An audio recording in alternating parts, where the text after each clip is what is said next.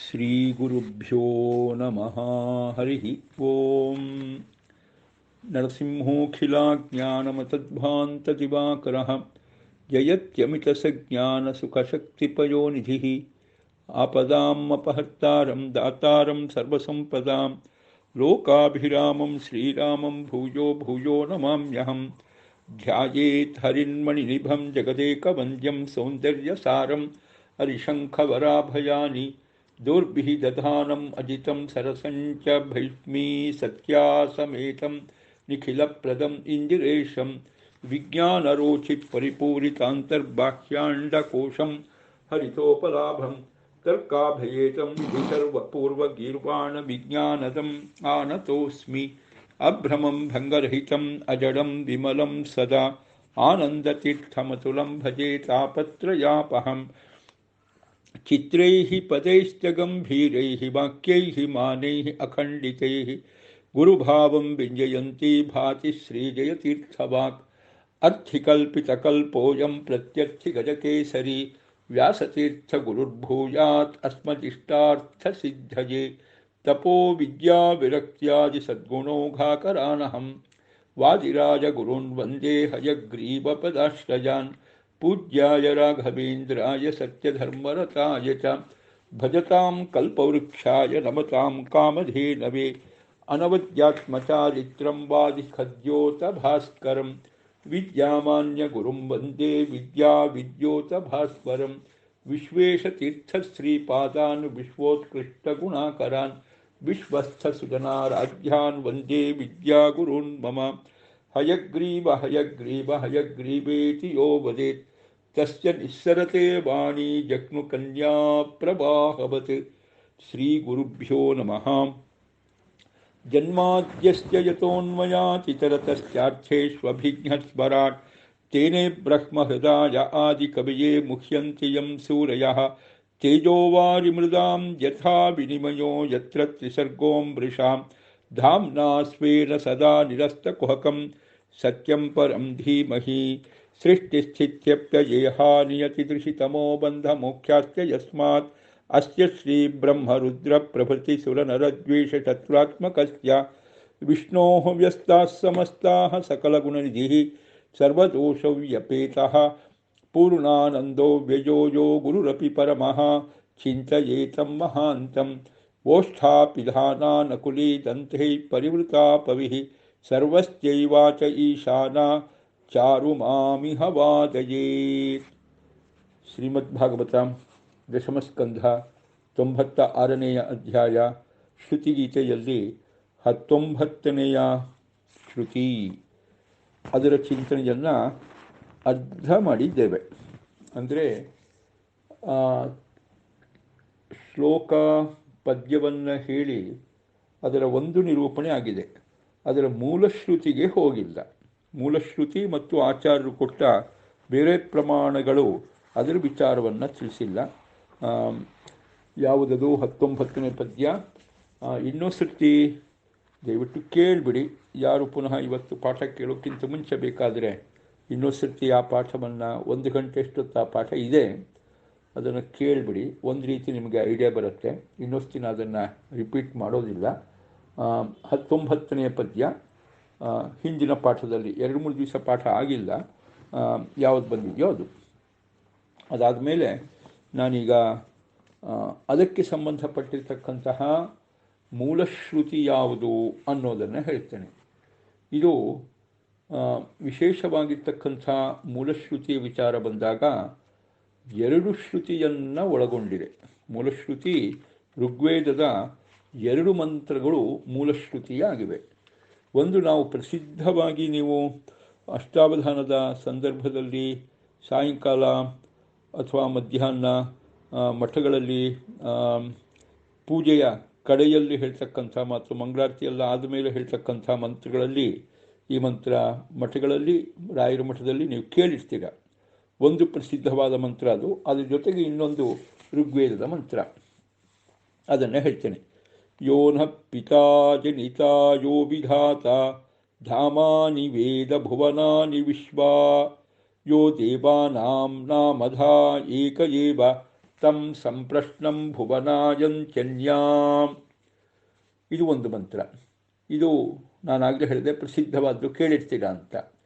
ಇನ್ನೊಂದು ತ ಆಯಜಂತ ದ್ರವಿಣಂ ಸಮಸ್ಮಾ ಋಷಯ ಪೂರ್ವೇ ಜನಿತಾರೋ ನಭೂನಾ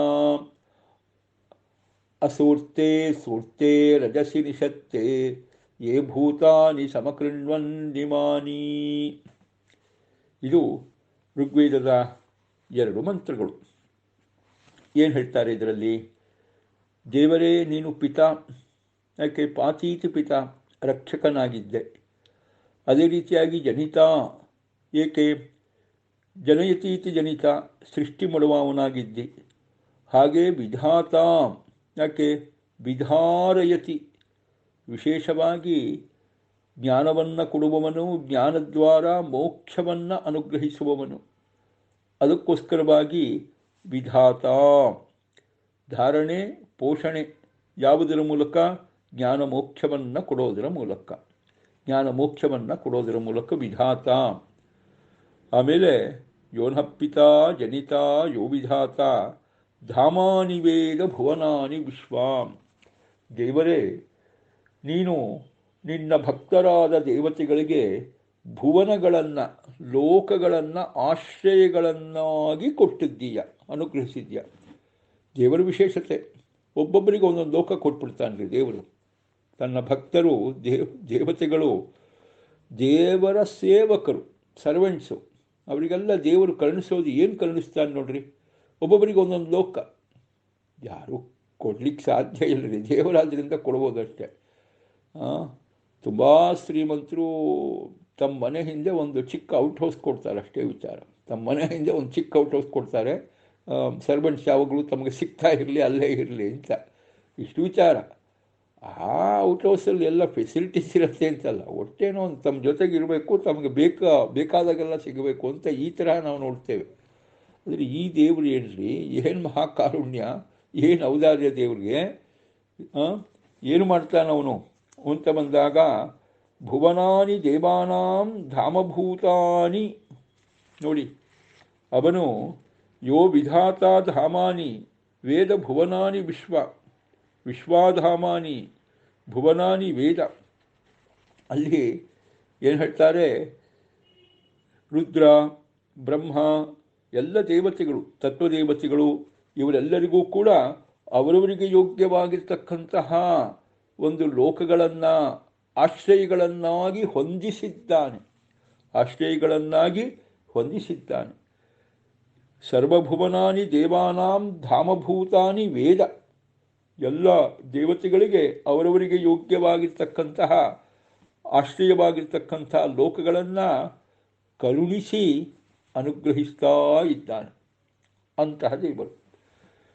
ಆಮೇಲೆ ಬಹಳ ಮುಖ್ಯವಾದ ಚಿಂತನೆ, ಯೋ ದೇವಾನಾಂ ನಾಮಧ ಏಕ ಏವ.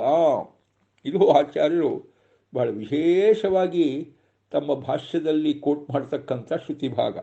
ಯೋ ದೇವಾನಾಂ ನಾಮಧ ಏಕ ಏವ. ಎಲ್ಲ ದೇವತೆಗಳ ಹೆಸರನ್ನು ಹೊತ್ತವನು ಒಬ್ಬನೇ ಒಬ್ಬ. ಎಲ್ಲ ದೇವತೆಗಳ ಹೆಸರನ್ನು ಹೊತ್ತವನು ಒಬ್ಬನೇ ಒಬ್ಬ.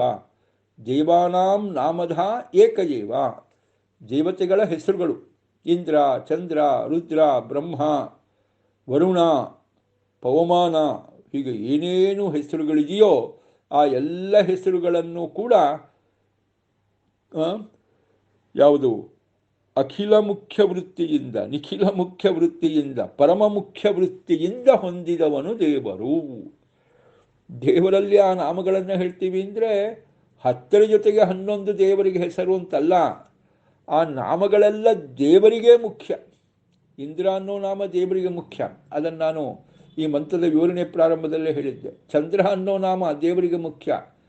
ಚದಿರು ಆಹ್ಲಾದನೆ ಚಂದ್ರ, ಯಾರು ಬಹಳ ಬಹಳ ಚಂದನೋ ಅವನೇ ಚಂದ್ರ. ಆ ರೀತಿ ಆಹ್ಲಾದನೆಯನ್ನು ಉಂಟು ಮಾಡೋನು. ದೇವರಷ್ಟು ಮನಮೋಹಕವಾದ ಸೌಂದರ್ಯ ಯಾರಿಗಿದರಿ ಜಗತ್ತಲ್ಲಿ? ಯಾರಿಗೂ ಇಲ್ಲ. ಸುಂದರಿಯೋ ಸುಂದರಿಯಾದ ಲಕ್ಷ್ಮೀದೇವಿ ಆ ದೇವರನ್ನು ವರಿಸಲಿಕ್ಕೆ ಇದೂ ಕಾರಣ ಅಲ್ವಾ?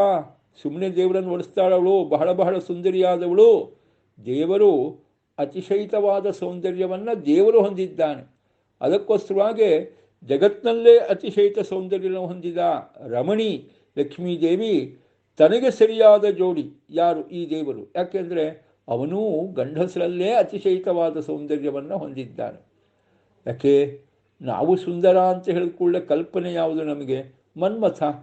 ಆ ಮನ್ಮಥನ ಅಪ್ಪ ಅಲ್ವಾ? ನಿಜವಾದ ಅರ್ಥದಲ್ಲಿ ಮನ್ಮಥನ ಅಪ್ಪ ಇವನು. ಹೀಗಾಗಿ ಅವನು ಸಾಕ್ಷಾನ್ ಮನ್ಮಥ. ಹೀಗಾಗಿ ಚಂದವೋ ಚಂದ ಆ ದೇವರು. ಹೀಗೆ ಚಂದ್ರ ಅಂದರೂ ದೇವರೇ. ಮುಖ್ಯವಾಗಿ ಅತಿಶಯಿತವಾದ ಆ ಸೌಂದರ್ಯ ಇರೋದು ಚಂದ್ರನಿಗೆ. ನಾವು ಚಂದ್ರಗ್ರಹ, ಅದು ತಂಪು ಕೊಡುತ್ತೆ, ನೋಡಲಿಕ್ಕೆ ಖುಷಿ ಅಂತ ಹೇಳಿ ಆ ಚಂದ್ರಮುಖಿ ಅಂತ ಯಾರ್ಯಾರನ್ನೋ ಕರೀಲಿಕ್ಕೆಲ್ಲ ಪ್ರಾರಂಭ ಮಾಡಿದ್ವಿ. ನಿಜವಾಗಿ ಚಂದ್ರ ಯಾರಪ್ಪ? ದೇವರು. ಇಂದ್ರದೇವರು, ಚಂದ್ರದೇವರು, ರುದ್ರದೇವರು, ಪ್ರಾಣದೇವರು ಎಲ್ಲ ಹೆಸರುಗಳು ಕೂಡ ರೂಢಿಯಿಂದ, ವಿದ್ವದ್ರೂಢಿ, ಜ್ಞಾನಿಗಳಾಗಿರ್ತಕ್ಕಂಥವರ ಪ್ರಸಿದ್ಧಿ. ಜ್ಞಾನಿಗಳಾಗಿರ್ತಕ್ಕಂಥವರು ದೇವರಲ್ಲೇ ಆ ಶಬ್ದಗಳನ್ನು ರೂಢಿಯಿಂದ ಪ್ರಯೋಗಿಸ್ತಾರೆ. ಆಮೇಲಿಂದ ಶಬ್ದ ನಿಷ್ಪತ್ತಿ ಮಾಡಿ ಆ ಶಬ್ದಗಳನ್ನು ಒಡೆದು ನೋಡಿದಾಗ ಯೋಗಿಕ ವೃತ್ತಿ, ಪರಮಯೋಗ ವೃತ್ತಿ ಅಂತ ಆಚಾರ್ಯ ಹೇಳ್ತಾರೆ. ಅದರಿಂದಲೂ ಕೂಡ ಆ ಶಬ್ದಗಳಿಂದ ವಾಚ್ಯನಾದವನು ದೇವರೇ. ಹೀಗಾಗಿ ಸಕಲ ಶಬ್ದಗಳೂ ದೇವರನ್ನೇ ಕೊಂಡಾಡೋದು. ದೇವಾನಾಂ ನಾಮಧ ಏಕ ಏವ. ಎಲ್ಲ ದೇವತೆಗಳ ಎಲ್ಲ ಹೆಸರುಗಳನ್ನು ಪರಮ ಮುಖ್ಯ ವೃತ್ತಿಯಿಂದ, ವಿದ್ವದ್ರೂಢಿಯಿಂದ ಹೊಂದಿದವನು ದೇವರೊಬ್ಬನೇ, ಬೇರೆ ಯಾರೂ ಅಲ್ಲ. ಅದು ಆಚಾರ್ಯರು ವಿಶೇಷವಾಗಿ ಬ್ರಹ್ಮಸೂತ್ರಗಳಲ್ಲಿ ಈ ಚಿಂತನೆ ತುಂಬ ಮಾಡಿದ್ದಾರೆ. ಅನುವ್ಯಾಖ್ಯಾನದಲ್ಲಿ ಈ ಚಿಂತನೆ ತುಂಬ ಮಾಡಿದ್ದಾರೆ. ಸುಧಾದ ಮೂಲ ಗ್ರಂಥ ಅನುವ್ಯಾಖ್ಯಾನದಲ್ಲಿ ತುಂಬ ಚಿಂತೆ ಮಾಡಿದ್ದಾರೆ ಮಧ್ವಾಚಾರ್ಯರು. ಯಾಕೆ ಎಲ್ಲ ಹೆಸರುಗಳು ದೇವರಿಗಿದೆ, ನಾರಾಯಣನಿಗಿದೆ ಅಂತ ಯಾಕೆ ಹೇಳ್ತೀರಿ? ಬೇರೆ ಯಾರಿಗೂ ಕೂಡ ಎಲ್ಲ ಹೆಸರು ಇದೆ ಅಂತ ಯಾಕೆ ಹೇಳಬಾರದು ಅಂತೆಲ್ಲ ಪ್ರಶ್ನೆ ಮಾಡ್ಕೊಂಡು ಹೇಳ್ತಾರೆ ಆಚಾರ್ಯರು. ಇಲ್ಲ, ಯಾಕೆ? ವಿಷ್ಣುವಿಗೆ ಎಲ್ಲ ಹೆಸರು ಬರಲಿಕ್ಕೆ ಸಾಧ್ಯ. ವಿಷ್ಣು ಶಬ್ದದ ಅರ್ಥವೂ ಅದೇ ಅಂದರು ಆಚಾರ್ಯ. ವಿಷ್ಣು ಶಬ್ದದ ಅರ್ಥ ಏನು? ಯೋ ದೇವಾನಾಂ ನಾಮಧ ಏಕಏವ. ಯಾರು? ಅದು ವಿಷ್ಣುವೇ. ಅದಕ್ಕೆ ಇನ್ನೊಂದು ಶ್ರುತಿಯನ್ನು ಆಚಾರ್ಯರು ಕೋಟ್ ಮಾಡ್ತಾನೆ. ಏನದು? ನಾಮಾನಿ ಸರ್ವಾಣಿ ಯಮಾವಿಶಂತಿ ತಂಬೈ ವಿಷ್ಣುಂ ಪರಮುದಾಹರಂತಿ. ಎಲ್ಲ ನಾಮಗಳೂ ಕೂಡ ಯಾರನ್ನ ಆಶ್ರಯಿಸಿಕೊಂಡಿವೆಯೋ, ಎಲ್ಲ ನಾಮಗಳು ಯಾರನ್ನ ಪ್ರತಿಪಾದನೆ ಮಾಡುತ್ತವೆಯೋ ಅವನೇ ವಿಷ್ಣು. ಯಂ ನಾಮಾನಿ ಸರ್ವಾಣಿ ಆವಿಶಂತಿ. ಯಾರನ್ನ ಎಲ್ಲ ನಾಮಗಳೂ ಕೂಡ ಆವಿಶಂತಿ, ತಾವು ಪ್ರತಿಪಾದನೆ ಮಾಡಿಸ್ತಾ ಅವನನ್ನು ಆಶ್ರಯಿಸಿಕೊಂಡಿವೆಯೋ ಅಂತಹವನು ವಿಷ್ಣು ಒಬ್ಬನೇ. ಯಾಕೆ? ವಿಷ್ಣು ಶಬ್ದಕ್ಕೂ ಅದೇ ಅರ್ಥ. ವಿಶಂತಿ ಸರ್ವಾಣಿ ನಾಮಾನಿ ಅಸ್ಮಿನ್ ಇತಿ ವಿಷ್ಣು. ಯಾರಲ್ಲಿ ಎಲ್ಲ ನಾಮಗಳು ಪ್ರವೇಶ ಮಾಡಿವೆ ಅಂದರೆ ಪ್ರತಿಪಾದನೆ ಮಾಡ್ತಾ ಇವೆ, ಅದಕ್ಕೋಸ್ಕರವಾಗಿ ಅವನಿಗೆ ವಿಷ್ಣು ಅಂತ ಹೆಸರು. ಹೀಗೆ ವಿಷ್ಣು ಶಬ್ದದ ಅರ್ಥ ಏನಿದೆ ಅದನ್ನೇ ಶ್ರುತಿ ಹೇಳ್ತು. ನಾಮಾನಿ ಸರ್ವಾಣಿ ಯಮಾವಿಶಂತಿ ತಂಬೈ ವಿಷ್ಣುಂ ಪರಮಂದಾಹರಂತಿ. ಅದಕ್ಕೆ ಮೂಲವಾಗಿರ್ತಕ್ಕಂಥ ಮತ್ತೊಂದು ಶ್ರುತಿ ಋಗ್ವೇದದ ಈ ಮಂತ್ರ, ಯೋ ದೇವಾನಾಂ ನಾಮಧ ಏಕಏವ. ಎಲ್ಲ ದೇವತೆಗಳ ಹೆಸರನ್ನು ಹೊತ್ತವನು ಒಬ್ಬನೇ ಒಬ್ಬ. ಅಂದರೆ ತುಂಬ ಜನ ಇಲ್ಲ, ಎಲ್ಲ ದೇವತೆಗಳ ಹೆಸರನ್ನು ಒಬ್ಬನೇ ಒಬ್ಬ. ಆ ಒಬ್ಬ ಯಾರು? ನಾಮಾನಿ ಸರ್ವಾಣಿ ಯಮಾವಿಶಂತಿ ತಂಬೈ ವಿಷ್ಣುಂ ಪರಮುದಾಹರಂತಿ. ಎಲ್ಲ ನಾಮಗಳು ಯಾರನ್ನು ಸೇರಿಕೊಂಡಿವೆಯೋ ಅವನೇ ವಿಷ್ಣು ನಾರಾಯಣ. ವಿಷ್ಣು ಶಬ್ದದ ನಿಷ್ಪತ್ತಿ ಮಾಡಿದಾಗಲೂ ಕೂಡ ಅದೇ ಅರ್ಥ ಗೊತ್ತಾಗಲು. ವಿಶಂತಿ ಸರ್ವಾಣಿ ನಾಮಾನಿ ಅಸ್ಮಿನ್. ಯಾರಲ್ಲಿ ಎಲ್ಲ ನಾಮಗಳು ಪ್ರತಿಪಾದಕವಾಗಿ ಸೇರಿಕೊಂಡಿವೆಯೋ ಅಂತಹ ಭಗವಂತ ವಿಷ್ಣು. ಯೋ ದೇವಾನಾಂ ನಾಮಧ ಏಕಏವ ತಂ ಸಂಪ್ರಶ್ನಂ ಅಂತ ಮುಂದಿನ ಭಾಗ. ತಂ ಸಂಪ್ರಶ್ನಂ ಭುವನಾಯಂತಿ ಅನ್ಯ. ಆ ಭಗವಂತನನ್ನ, ಸಂಪ್ರಶ್ನನಾದ ಭಗವಂತನನ್ನ ಅಂತ. ದೇವರಿಗೆ ಹೆಸರೇ ಸಂಪ್ರಶ್ನ, ಬಿಗ್ ಕ್ವಶ್ಚನ್ ಮಾರ್ಕ್ ಅಂತ. ನಿಮಗೆ ಇಂಗ್ಲೀಷ್ನಲ್ಲಿ ಹೇಳಿದ್ರೆ ಬಿಗ್ ಕ್ವಶ್ಚನ್ ಮಾರ್ಕ್, ದೊಡ್ಡ ಪ್ರಶ್ನೆ ದೇವರು ಅಂತ. ಕ್ವಶ್ಚನ್ ಮಾರ್ಕ್ ಅಲ್ಲ, ಬಿಗ್ ಕ್ವಶ್ಚನ್ ಮಾರ್ಕ್. ಅದಕ್ಕೆ ನಾವು ಒಂದು ಚಿಹ್ನೆ ಹಾಕ್ತೀವಿ, ಅದು ಬೇರೆ. ದೇವರೇ ಒಂದು ದೊಡ್ಡ ಪ್ರಶ್ನೆ, ದೇವರೇ ಒಂದು ದೊಡ್ಡ ಪ್ರಶ್ನೆ ಅಂತ ಹೇಳ್ತಾರೆ. ಯಾಕಪ್ಪ ದೇವರನ್ನ ಪ್ರಶ್ನೆ ಅಂತ ಕರೆಯೋದಾ? ಹೌದು. ಯಾಕೆ ದೇವರನ್ನ ಪ್ರಶ್ನೆ ಅಂತ ಕರೆಯೋದು? ಯಾಕೆಂದರೆ ದೊಡ್ಡವರಿಗೂ ಕೂಡ ಸಮಗ್ರವಾಗಿ ಎಟುಕದ ವ್ಯಕ್ತಿತ್ವ ದೇವರದು. ದೊಡ್ಡ ದೊಡ್ಡವರಿಗೂ ಲಕ್ಷ್ಮೀದೇವಿಗೂ ಕೂಡ ಪೂರ್ಣವಾಗಿ ಎಟುಕದ ವ್ಯಕ್ತಿತ್ವ ದೇವರದು. ಹೀಗಾಗಿ ಎಲ್ಲರೂ ಕೂಡ ಇವತ್ತು ದೇವರ ಜಿಜ್ಞಾಸೆ ಮಾಡ್ತಾನೇ ಇದ್ದಾರೆ, ದೇವರನ್ನು ತಿಳ್ಕೊಳ್ಳೋಕ್ಕೆ ಇನ್ನೂ ಪ್ರಯತ್ನ ಮಾಡ್ತಾ ಇದ್ದಾರೆ. ಹೀಗೆ ಜಿಜ್ಞಾಸ್ಯನಾಗಿ ದೊಡ್ಡ ದೊಡ್ಡವರಿಂದಲೂ ಪ್ರಶ್ನಿಸಲ್ಪಡ್ತಾನೇ ಇದ್ದಾನೆ. ದೇವರ ಬಗ್ಗೆ ಪ್ರಶ್ನೆ ಅನ್ನೋದು ಮುಗುದೇ ಇಲ್ಲ, ದೇವರ ಬಗ್ಗೆ ಪ್ರಶ್ನೆ ಅನ್ನೋದು ಮುಗುದೇ ಇಲ್ಲ. ಪ್ರಶ್ನೆ ಮಾಡ್ತಾನೇ ಇದ್ದಾರೆ, ತಿಳ್ಕೊತಾನೇ ಇದ್ದಾರೆ. ಆದರೂ ದೇವರ ಬಗ್ಗೆ ಪೂರ್ಣವಾಗಿ ತಿಳ್ಕೊಂಡವರು ದೇವರನ್ನು ಬಿಟ್ಟರೆ ಬೇರೆ ಯಾರೂ ಇಲ್ಲ. ಹೀಗಾಗಿ ದೇವರು ದೊಡ್ಡ ಪ್ರಶ್ನೆ, ಸಂಪ್ರಶ್ನ ಪ್ರಶ್ನೆಯೋ ಪ್ರಶ್ನೆ, ದೊಡ್ಡ ಪ್ರಶ್ನೆಯಾಗಿ ದೇವರಿದ್ದಾನೆ. ಸಂಪ್ರಶ್ನ ಲಕ್ಷ್ಮೀದೇವಿ ಅಂತ, ಲಕ್ಷ್ಮೀದೇವಿಯು ಕೂಡ ದೇವರನ್ನು ಪೂರ್ಣವಾಗಿ ತಿಳ್ಕೊಂಡಿಲ್ಲ. ಅದರಿಂದ ಇನ್ನೂ ದೇವರನ್ನು ತಿಳ್ಕೊಳ್ಬೇಕು ಅಂತ ಜಿಜ್ಞಾಸೆ ಮಾಡ್ತಾ ಇದ್ದಾಳೆ. ಹೀಗೆ ಎಲ್ಲರ ಪಾಲಿಗೆ, ದೊಡ್ಡ ದೊಡ್ಡವರ ಪಾಲಿಗೂ ಕೂಡ ದೇವರು ಪ್ರಶ್ನೆಯಾಗಿಯೇ ಇದ್ದಾನೆ. ಸಂಪ್ರಶ್ನ, ಅವನು ಪ್ರಶ್ನೆಗೆ ವಿಷಯನಾಗೇ ಇರ್ತಾನೆ. ನೋಡಿ, ಸಂಸ್ಕೃತದಲ್ಲಿ ಪ್ರಶ್ನೆಗೆ ಬಳಸ್ತಕ್ಕಂಥ ಶಬ್ದ ಇದೆ, ಕಿಂ ಕಹ ಅಂತ ಎರಡು. ನಪುಂಸಕದಲ್ಲಿ ಕಿಂ ಅಂತಾರೆ, ಪುಲ್ಲಿಂಗದಲ್ಲಿ ಕಹ ಅಂತಾರೆ, ಸ್ತ್ರೀಲಿಂಗದಲ್ಲಿ ಕಾ ಅಂತ ಹೇಳ್ತಾರೆ. ಕಹ ಯಾರು, ಕಿಂ ಏನು, ಕಾ ಯಾರವಳು, ಹೀಗೆಲ್ಲ ಹೇಳ್ತಾರೆ. ದೇವರನ್ನ ಅದೇ ಶಬ್ದದಿಂದಲೇ ಕರೀತಾರೆ. ಎಲ್ಲಿ? ವಿಷ್ಣು ಸಹಸ್ರನಾಮದಲ್ಲಿ ಏಕೋ ನೈಕಃ ಸ್ತವಃ ಖಕ್ ಕಿಂ. ನೋಡಿ, ಕಹ ಅಂತನೂ ದೇವರಿಗೆ ಹೆಸರು, ಕಿಂ ಅಂತನೂ ದೇವರ ಹೆಸರು, ಎರಡೂ ಕೂಡ ಪ್ರಶ್ನಾರ್ಥಕ ಶಬ್ದಗಳು. ಆಯಿತಾ? ನಪುಂಸಕಲಿಂಗದಲ್ಲಿ ಕಿಂ ಬ್ರಹ್ಮ, ಪುಲ್ಲಿಂಗದಲ್ಲಾದರೆ ಕಹ ವಿಷ್ಣು, ಕಹ ನಾರಾಯಣ. ಹೀಗೆ ಕಿಂ ಬ್ರಹ್ಮ ನಪುಂಸಕಲಿಂಗದಾಗ ಅದಕ್ಕೆ ವಿಶೇಷಣವಾಗಿ ಕಿಂ. ವಿಷ್ಣು ನಾರಾಯಣ ಅಂತ ಬಂದಾಗ ಅದು ಪುಲ್ಲಿಂಗಾದ್ರಿಂದಾಗಿ ಕಹ ಅಂತಲೇ ದೇವರಿಗೆ ಹೆಸರು. ಯಾಕೆ? ದೊಡ್ಡ ಪ್ರಶ್ನೆಪ್ಪ ಅವನು. ಕಿಂ ಅಂತನೂ ದೇವರಿಗೆ ಹೆಸರು, ಒಂದು ನಪುಂಸಕಲಿಂಗದಲ್ಲಿ ಹೇಳಿದ್ರು, ಇನ್ನೊಂದು ಪುಲ್ಲಿಂಗದಲ್ಲಿ ಹೇಳಿದ್ರು. ಆಯಿತಾ? ಎರಡೂ ಕೂಡ ದೇವರೇ. ಕಹ ಕಿಂ, ಯಾವತ್ತೂ ಅವನು ಪ್ರಶ್ನಿಸಲ್ಪಡುವವನೇ ಅಲ್ಲ. ಬಿಡಿ, ಗೊತ್ತಿಲ್ಲದೆ ಇರೋರು ಪ್ರಶ್ನೆ ಮಾಡೋದು, ನಮ್ಮ ಈಗಿನ ಬುದ್ಧಿಜೀವಿಗಳು ಪ್ರಶ್ನೆ ಮಾಡೋದು, ಅದೆಲ್ಲ ಇದೆ. ಹಾಗೆ ಪ್ರಶ್ನೆ ಅಲ್ಲ. ದೇವರ ಬಗ್ಗೆ ನಿರಾಕರಣೆ ಮಾಡಲಿಕ್ಕೋಸ್ಕರವಾಗಿ ಪ್ರಶ್ನೆ ಮಾಡ್ತಕ್ಕಂಥ ಒಂದು ದೊಡ್ಡ ಗುಂಪೇ ಇದೆ, ಅದು ಬಿಟ್ಬಿಡೋಣ. ಅಜ್ಞಾನಿಗಳಿಗೆ ಪ್ರಶ್ನೆ ಬರೋದೇ ಇಲ್ಲ. ದೇವರ ಬಗ್ಗೆ ಅಜ್ಞಾನಿಗಳಾಗಿ ತಾವು ಜ್ಞಾನಿಗಳು ಅಂತ ತೋರಿಸಲಿಕ್ಕೆ ಪ್ರಶ್ನೆ ಮಾಡೋರಿದ್ದಾರೆ, ಅವರು ವಿಚಾರನೂ ಅಲ್ಲ. ಪರಮಜ್ಞಾನಿಗಳಾದವರು ಕೂಡ ದೇವರ ಬಗ್ಗೆ ಜಿಜ್ಞಾಸೆಯ ಪ್ರಶ್ನೆ ಮಾಡ್ತಾರೆ. ಆ ರೀತಿಯಾಗಿ ಪ್ರಶ್ನಿಸಲ್ಪಡುವವನು ದೇವರು. ಅದಕ್ಕೋಸ್ಕರವಾಗಿ ಕಹ ಕಿಂ ಅಂತಲೇ ವಿಷ್ಣು ಸಹಸ್ರನಾಮದಲ್ಲಿ ಎರಡು ನಾಮಗಳು ಅವನಿಗೆ. ಆದರೆ ನಮ್ಮೆಲ್ಲರ ಬಾಳಿನ ಬದುಕಿನ ಎಲ್ಲ ಪ್ರಶ್ನೆಗಳಿಗೂ ಮುಖ್ಯವಾದ ಉತ್ತರನೂ ದೇವರೇ. ಅದಕ್ಕೋಸ್ಕರವಾಗಿ ಉತ್ತರೋ ಗೋಪ್ತಾ ಅಂತಲೂ ಇನ್ನೊಂದು ನಾಮ ವಿಷ್ಣು ಸಹಸ್ರನಾಮದಲ್ಲೇ ಬರುತ್ತೆ. ಉತ್ತರ ಅಂತಲೇ ದೇವರಿಗೆ ಹೆಸರು. ಉತ್ತರ, ನಮ್ಮೆಲ್ಲರ ಪ್ರಶ್ನೆಗೆ ಉತ್ತರ ದೇವರೇ. ಹಾಗಾಯ್ತು ಹೀಗಾಯ್ತು ಏನು ಮಾಡೋಣ? ದೇವರಿಗೆ ಮೊರೆ ಹೊಂದಯ್ಯ. ಆ ತೊಂದರೆ ಬಂದಿದೆ, ಈ ತೊಂದರೆ ಬಂದಿದೆ, ಯಾರಯ್ಯ ಪರಿಹಾರ ಮಾಡೋದು? ದೇವರು ಕಣಯ್ಯ. ಏನೋ ಗೊತ್ತಾಗ್ತಾ ಇಲ್ಲ, ಏನು ಮಾಡಬೇಕು ಅಂತ. ಏನು ಮಾಡಲಿ? ದೇವರೇ ಗತಿ, ದೇವರಿಗೆ ಶರಣು ಹೊಂದು. ನೋಡಿ, ನಮ್ಮೆಲ್ಲರ ಪ್ರಶ್ನೆಗಳಿಗೆ ಮುಖ್ಯವಾದ ಉತ್ತರವೂ ದೇವರೇ. ಆಯಿತಾ? ಆ ರೀತಿ ಉತ್ತರ ದೇವರು. ಅದಾದ ಮೇಲಿಂದ ಎಷ್ಟೇ ದೇವರ ಬಗ್ಗೆ ನಾವು ತಿಳ್ಕೊಂಡ್ರೂ ಇನ್ನೂ ದೇವರ ಬಗ್ಗೆ ತಿಳ್ಕೊಳ್ಳೋದು ಉಳಿದೇ ಇರುತ್ತೆ. ಯಾಕೆ? ಅವನು ಪರಿಪೂರ್ಣ, ನಾವು ಅಪೂರ್ಣ. ಅಪೂರ್ಣರಾದ ನಾವು ಪರಿಪೂರ್ಣರಾದ ದೇವರ ಬಗ್ಗೆ ಪರಿಪೂರ್ಣವಾಗಿ ತಿಳ್ಕೊಳ್ಳಿಕ್ಕೆ ಸಾಧ್ಯವೇ ಇಲ್ಲ. ಪರಿಪೂರ್ಣನಾದ ದೇವರನ್ನು ಯಾರು ತಿಳಿದುಕೊಳ್ಳಬಲ್ಲ? ಪರಿಪೂರ್ಣನಾದ ದೇವರೇ ಪರಿಪೂರ್ಣವಾಗಿ ತಿಳಿದುಕೊಳ್ಳಬಲ್ಲ. ಉಳಿದವರು ತಿಳಿದುಕೊಳ್ಳ ಅಂತಲೇ ಇಲ್ಲ, ತಿಳಿದುಕೊಳ್ತಾರೆ ಅವರ ಯೋಗ್ಯತೆ ಇದ್ದ ಹಾಗೆ. ಆದರೂ ಎಷ್ಟೇ ತಿಳಿದುಕೊಂಡ ಮೇಲೂ ದೇವರ ಬಗ್ಗೆ ಇನ್ನೂ ತಿಳಿದುಕೊಳ್ಳೋದು ಬಾಕಿ ಉಳಿದಿರುತ್ತೆ. ಆದ್ದರಿಂದಾಗಿ ದೇವರು ಜ್ಞಾನಿಗಳ ಪಾಲಿಗೂ ಸಂಪ್ರಶ್ನ, ಒಳ್ಳೆಯ ಪ್ರಶ್ನೆ ಆಗಿರ್ತಾನೆ. ಸಂಪ್ರಶ್ನ ಅಂದರೆ ಅದು ಒಂದರ್ಥ, ಒಳ್ಳೆಯ ಪ್ರಶ್ನೆ. ನಿರಾಕರಣೆ ಮಾಡಲಿಕ್ಕೋಸ್ಕರವಾಗಿ ಪ್ರಶ್ನೆ ಮಾಡ್ತಕ್ಕಂಥವರು ಕುಚೋದ್ಯದ ಪ್ರಶ್ನೆ, ಕುತರ್ಕದ ಪ್ರಶ್ನೆ, ಕುಯುಕ್ತಿಯ ಪ್ರಶ್ನೆ ಅಲ್ಲ. ಇದು ತಿಳಿದವರು ಜಿಜ್ಞಾಸೆಯ ಮಾಡುವ ಒಳ್ಳೆಯ ಪ್ರಶ್ನೆ. ಹೌದಾ, ಇಷ್ಟು ಗುಣ ಗೊತ್ತಾಯಿತು, ಇನ್ನೂ ಒಂದು ಗುಣ ತಿಳ್ಕೊಳ್ಳೋಣ, ಇನ್ನೂ ಒಂದು ತಿಳ್ಕೊಳ್ಳೋಣ, ಇನ್ನೂ ಒಂದು ತಿಳ್ಕೊಳ್ಳೋಣ ಅಂತ ಹೀಗೆ ದೇವರ ಬಗ್ಗೆ ಒಳ್ಳೆಯ ಪ್ರಶ್ನೆ ಮಾಡ್ತಾ ಇರ್ತಾರೆ. ಹೀಗೆ ಸಂಪ್ರಶ್ನ, ಬಹಳ ಸುಂದರವಾದ ಪದ ಈ ಸಂಪ್ರಶ್ನ ಅನ್ನೋದು.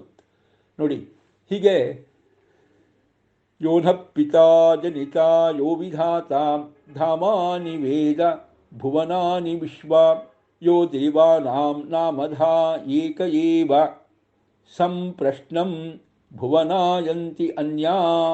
ಆಮೇಲೆ ಅನ್ಯಾ ಭುವನಾನಿ, ಎಲ್ಲ ಭುವನಗಳು ಕೂಡ ಅವನನ್ನೇ ಆಶ್ರಯಿಸಿವೆ.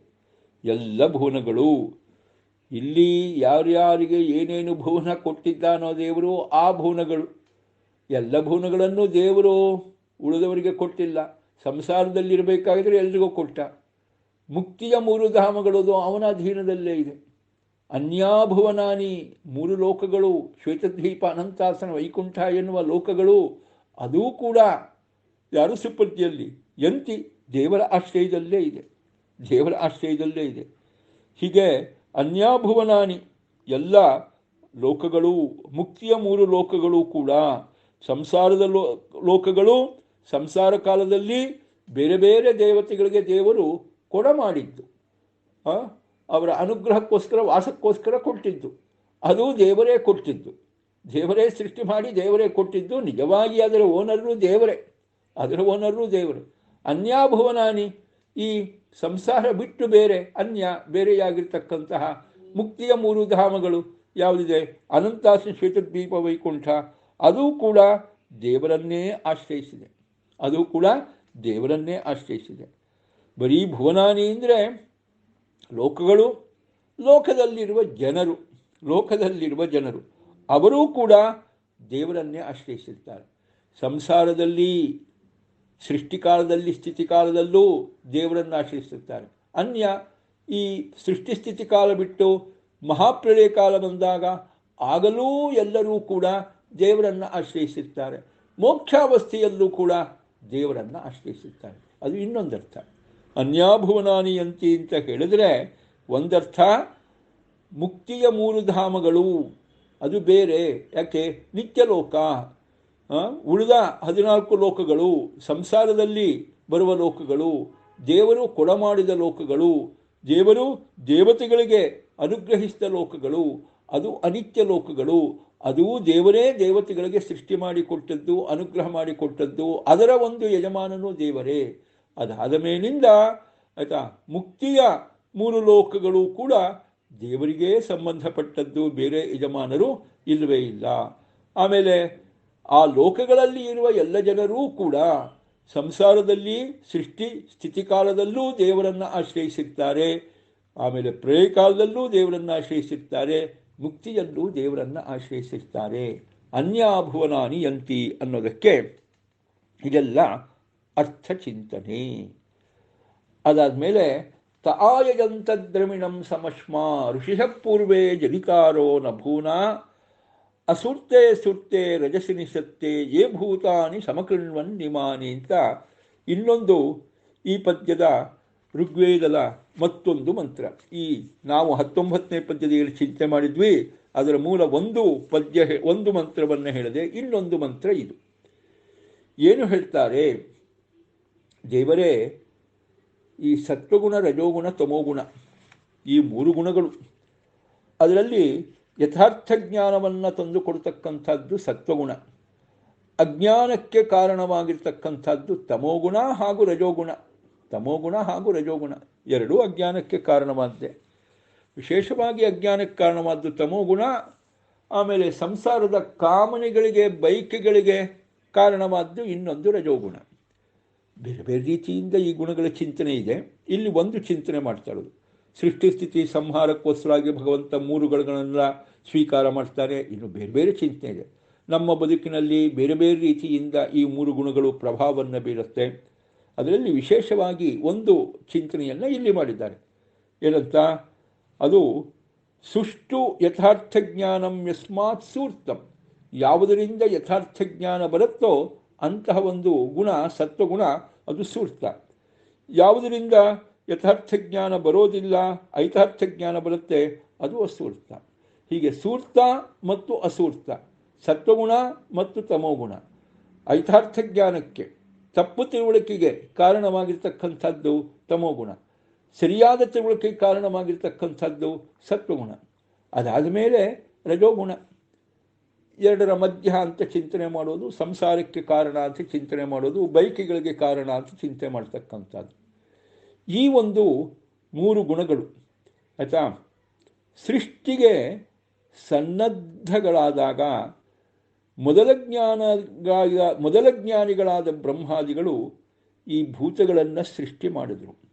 ಆ ದೇವತೆಗಳು ವಿಶ್ವಕರ್ಮನಾದ ಭಗವಂತನ ಸ್ತೋತ್ರ ಮಾಡ್ತಾ ಅವನ ಪ್ರೀತಿಗಾಗಿ ಮಾನಸ ಯಜ್ಞದಲ್ಲಿ ಆ ದೇವರೇ ಕೊಟ್ಟಿರುವ ಬೇರೆ ಬೇರೆ ವಸ್ತುಗಳನ್ನು ದೇವರಿಗೇ ಹೋಮ ಮಾಡ್ತಾರೆ. ಅವರು ದೇವರಿಗೆ ಹೋಮ ಮಾಡಿದರೂ ಕೂಡ ಹೋಮ ಮಾಡಿದಂತೆಯೂ ಹೌದು, ಹೋಮ ಮಾಡಲಿಲ್ಲ ಅಂತಲೂ ಹೌದು ಅಂತ ಹೀಗೆ ವೇದ ಹೇಳ್ತಕ್ಕಂಥ ಮಂತ್ರ. ಮೊದಲು ಸುತ್ತೆ ಹೇಳಿದೆ ನಾನು.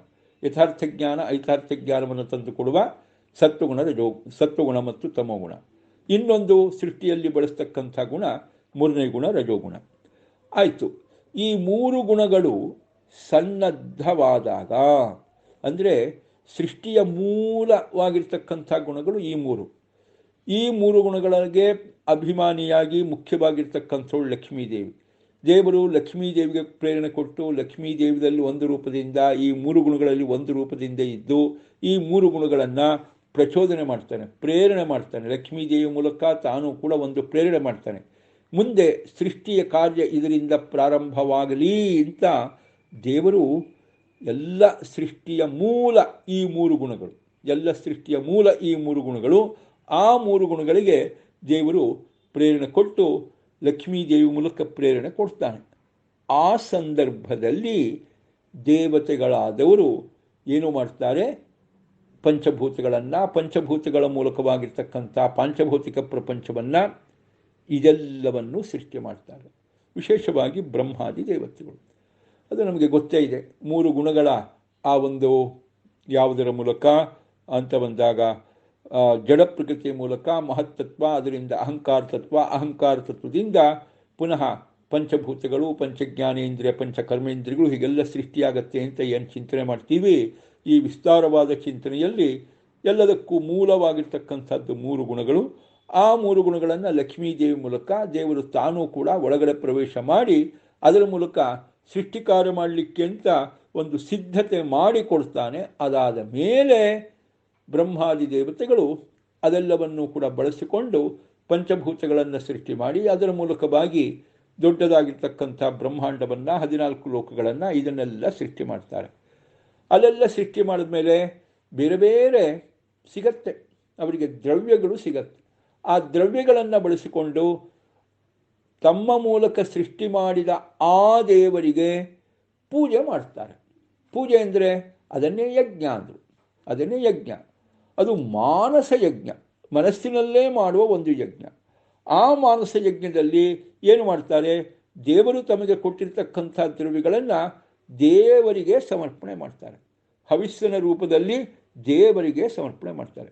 ವಸಂತೋ ಅಸ್ಯ ಸೀದಾಜ್ಯಂ ಗ್ರೀಷ್ಮ ಯುದ್ಧ ಶರದ್ಧವಿಹಿ ಅಂತ ಹೇಳಿ ಪುರುಷ ಸೂಕ್ತದಲ್ಲಿ ಹೇಳೋದು ಹಾಗೆ, ಪರಮಪುರುಷನಾದ ಭಗವಂತನಿಂದ ಸೃಷ್ಟಿಯಾಗಿರ್ತಕ್ಕಂಥ ದೇವರು, ಪರಮಪುರುಷನಾದ ನಾರಾಯಣ ಈ ಸೃಷ್ಟಿಗೆ ಮೂಲಭೂತವಾದ ಗುಣಗಳನ್ನು ಸೃಷ್ಟಿ ಮಾಡಿ ಸೃಷ್ಟಿ ಮುಂದುವರಿಸಿ ಅಂತ ದೇವತೆಗಳಿಗೆ ಆದೇಶ ಮಾಡಿದಾಗ ಅವರೆಲ್ಲರೂ ಕೂಡ ಸೃಷ್ಟಿ ಮಾಡಿ ಈ ವಸಂತ ಋತು, ಗ್ರೀಷ್ಮ ಋತು, ಬೇರೆ ಬೇರೆ ಏನೇನಿದೆ ಇದೆಲ್ಲವನ್ನು ಕೂಡ ಹವಿಸ್ಸಿನ ರೂಪದಲ್ಲಿ ದೇವರಿಗೇ ಸಮರ್ಪಣೆ ಮಾಡ್ತಾರೆ. ಯಾವ ಯಜ್ಞದಲ್ಲಿ? ಮಾನಸ ಯಜ್ಞದಲ್ಲಿ ದೇವರಿಗೆ ಸಮರ್ಪಣೆ ಮಾಡ್ತಾರೆ. ದೇವರೆಂಬ ಯಾರನ್ನ ಪರಮಪುರುಷನನ್ನು ನೆನೆದುಕೊಂಡು ಅವರಿಗೆ ಏನಾಗಲಿ ಇದು ಸೇರಲಿ ಎನ್ನುವ ದೃಷ್ಟಿಯಿಂದ, ಅವನು ಅನುಗ್ರಹಿಸಲಿ ಅನ್ನುವ ದೃಷ್ಟಿಯಿಂದ, ಅವನು ಸಂತುಷ್ಟನಾಗಲಿ ಎನ್ನುವ ಭಾವನೆಯಿಂದ ವಸಂತ ಮೊದಲಾದದ್ದು ಏನು ಭಗವಂತ ಸೃಷ್ಟಿ ಮಾಡಿಕೊಟ್ಟಿದ್ದ ವಸಂತ ಋತು ಮೊದಲಾದ ಋತುಗಳು ಇದೆಲ್ಲವನ್ನು ಕೂಡ ಭಗವಂತನಿಗೆ ಒಂದು ಯಾವುದು ಹೋಮಿಸಲ್ಪಡಬೇಕಾದ ದ್ರವ್ಯ ಹವಿಸ್ಸು ಅಂತ ಚಿಂತನೆ ಮಾಡಿ ಮಾನಸ ಯಜ್ಞದಲ್ಲಿ ದೇವರಿಗೆ ಸಮರ್ಪಣೆ ಮಾಡ್ತಾರೆ. ಹೀಗೆ ಹೋಮ ಮಾಡ್ತಾರೆ. ಒಂದು ಮಾನಸ ಯಜ್ಞದಲ್ಲಿ ಹೋಮ ಮಾಡ್ತಾರೆ. ಆದರೆ ಉಪನಿಷತ್ತೇನು ಹೇಳುತ್ತೆ, ದೇವರಿಗೆ ಹೋಮ ಮಾಡಿದ್ದು ಹೌದು, ಆದರೆ ಹೋಮ ಮಾಡಿದ್ದೂ ಹೌದು, ಹೋಮ ಮಾಡಿಲ್ಲ ಅನ್ನೋದು ಹೌದು ಅಂತ. ಏನಾದರೂ ಒಂದು ಹೇಳಬೇಕಪ್ಪ, ಹೀಗೆ ಹೇಳಿದ್ರೆ ಹೇಗೆ? ಹೋಮ ಮಾಡಿದ್ದು ಹೌದು, ಹೋಮ ಮಾಡಿಲ್ಲ ಹೌದು ಅಂದರೆ ಏನ್ರಿ ಇದು? ಒಂದ ಹೋಮ ಮಾಡಿದ್ದಾರೆ ಅಂತ ಹೇಳಿದ್ರೆ, ಒಂದ ಹೋಮ ಮಾಡಿಲ್ಲ ಅಂದ್ರಿ, ಇದೇನಿದು? ಹೋಮ ಮಾಡಿದ್ದು ಹೌದು, ಹೋಮ ಮಾಡಿಲ್ಲ ಅಂದ್ರೆ ಹೌದು ಅಂತ. ಇದು ಉಪನಿಷತ್ತಿನ ಶೈಲಿ, ವೇದದ ಶೈಲಿ. ಕೆಲವೊಂದು ಸಂದರ್ಭದಲ್ಲಿ ವಿರುದ್ಧವಾದಂತೆ ನಮ್ಮ ಮುಂದೆ ಕೆಲವೊಂದು ವಿಚಾರವನ್ನು ಇಡುತ್ತೆ. ಒಳಹೊಕ್ಕು ನೋಡಿದ್ರೆ ವಿರೋಧ ಇರಲ್ಲ, ಮೇಲ್ನೋಟಕ್ಕೆ ವಿರುದ್ಧವಾದಂತೆ ಕಾಣುತ್ತೆ. ಆ ಸ್ಟೇಟ್ಮೆಂಟೆಲ್ಲ ವಿರೋಧ ಇರುವ ರೀತಿಯಲ್ಲಿ ಕಾಣುತ್ತೆ, ಆದರೆ ಒಳಹೊಕ್ಕು ನೋಡಿದರೆ ವಿರೋಧ ಇರೋದಿಲ್ಲ. ಹೋಮ ಮಾಡಿದರು ಅಂದರೆ ಹೌದಪ್ಪ, ಹೋಮ ಮಾಡಿದರು. ದೇವರು ಏನು ಮಾಡಿದ? ಇವರಿಗೆ ಒಳ್ಳೆ ಬುದ್ಧಿ ಕೊಟ್ಟ, ಮಾನಸ ಯಜ್ಞ ಮಾಡಿ ಅಂತ ಬುದ್ಧಿ ಕೊಟ್ಟ.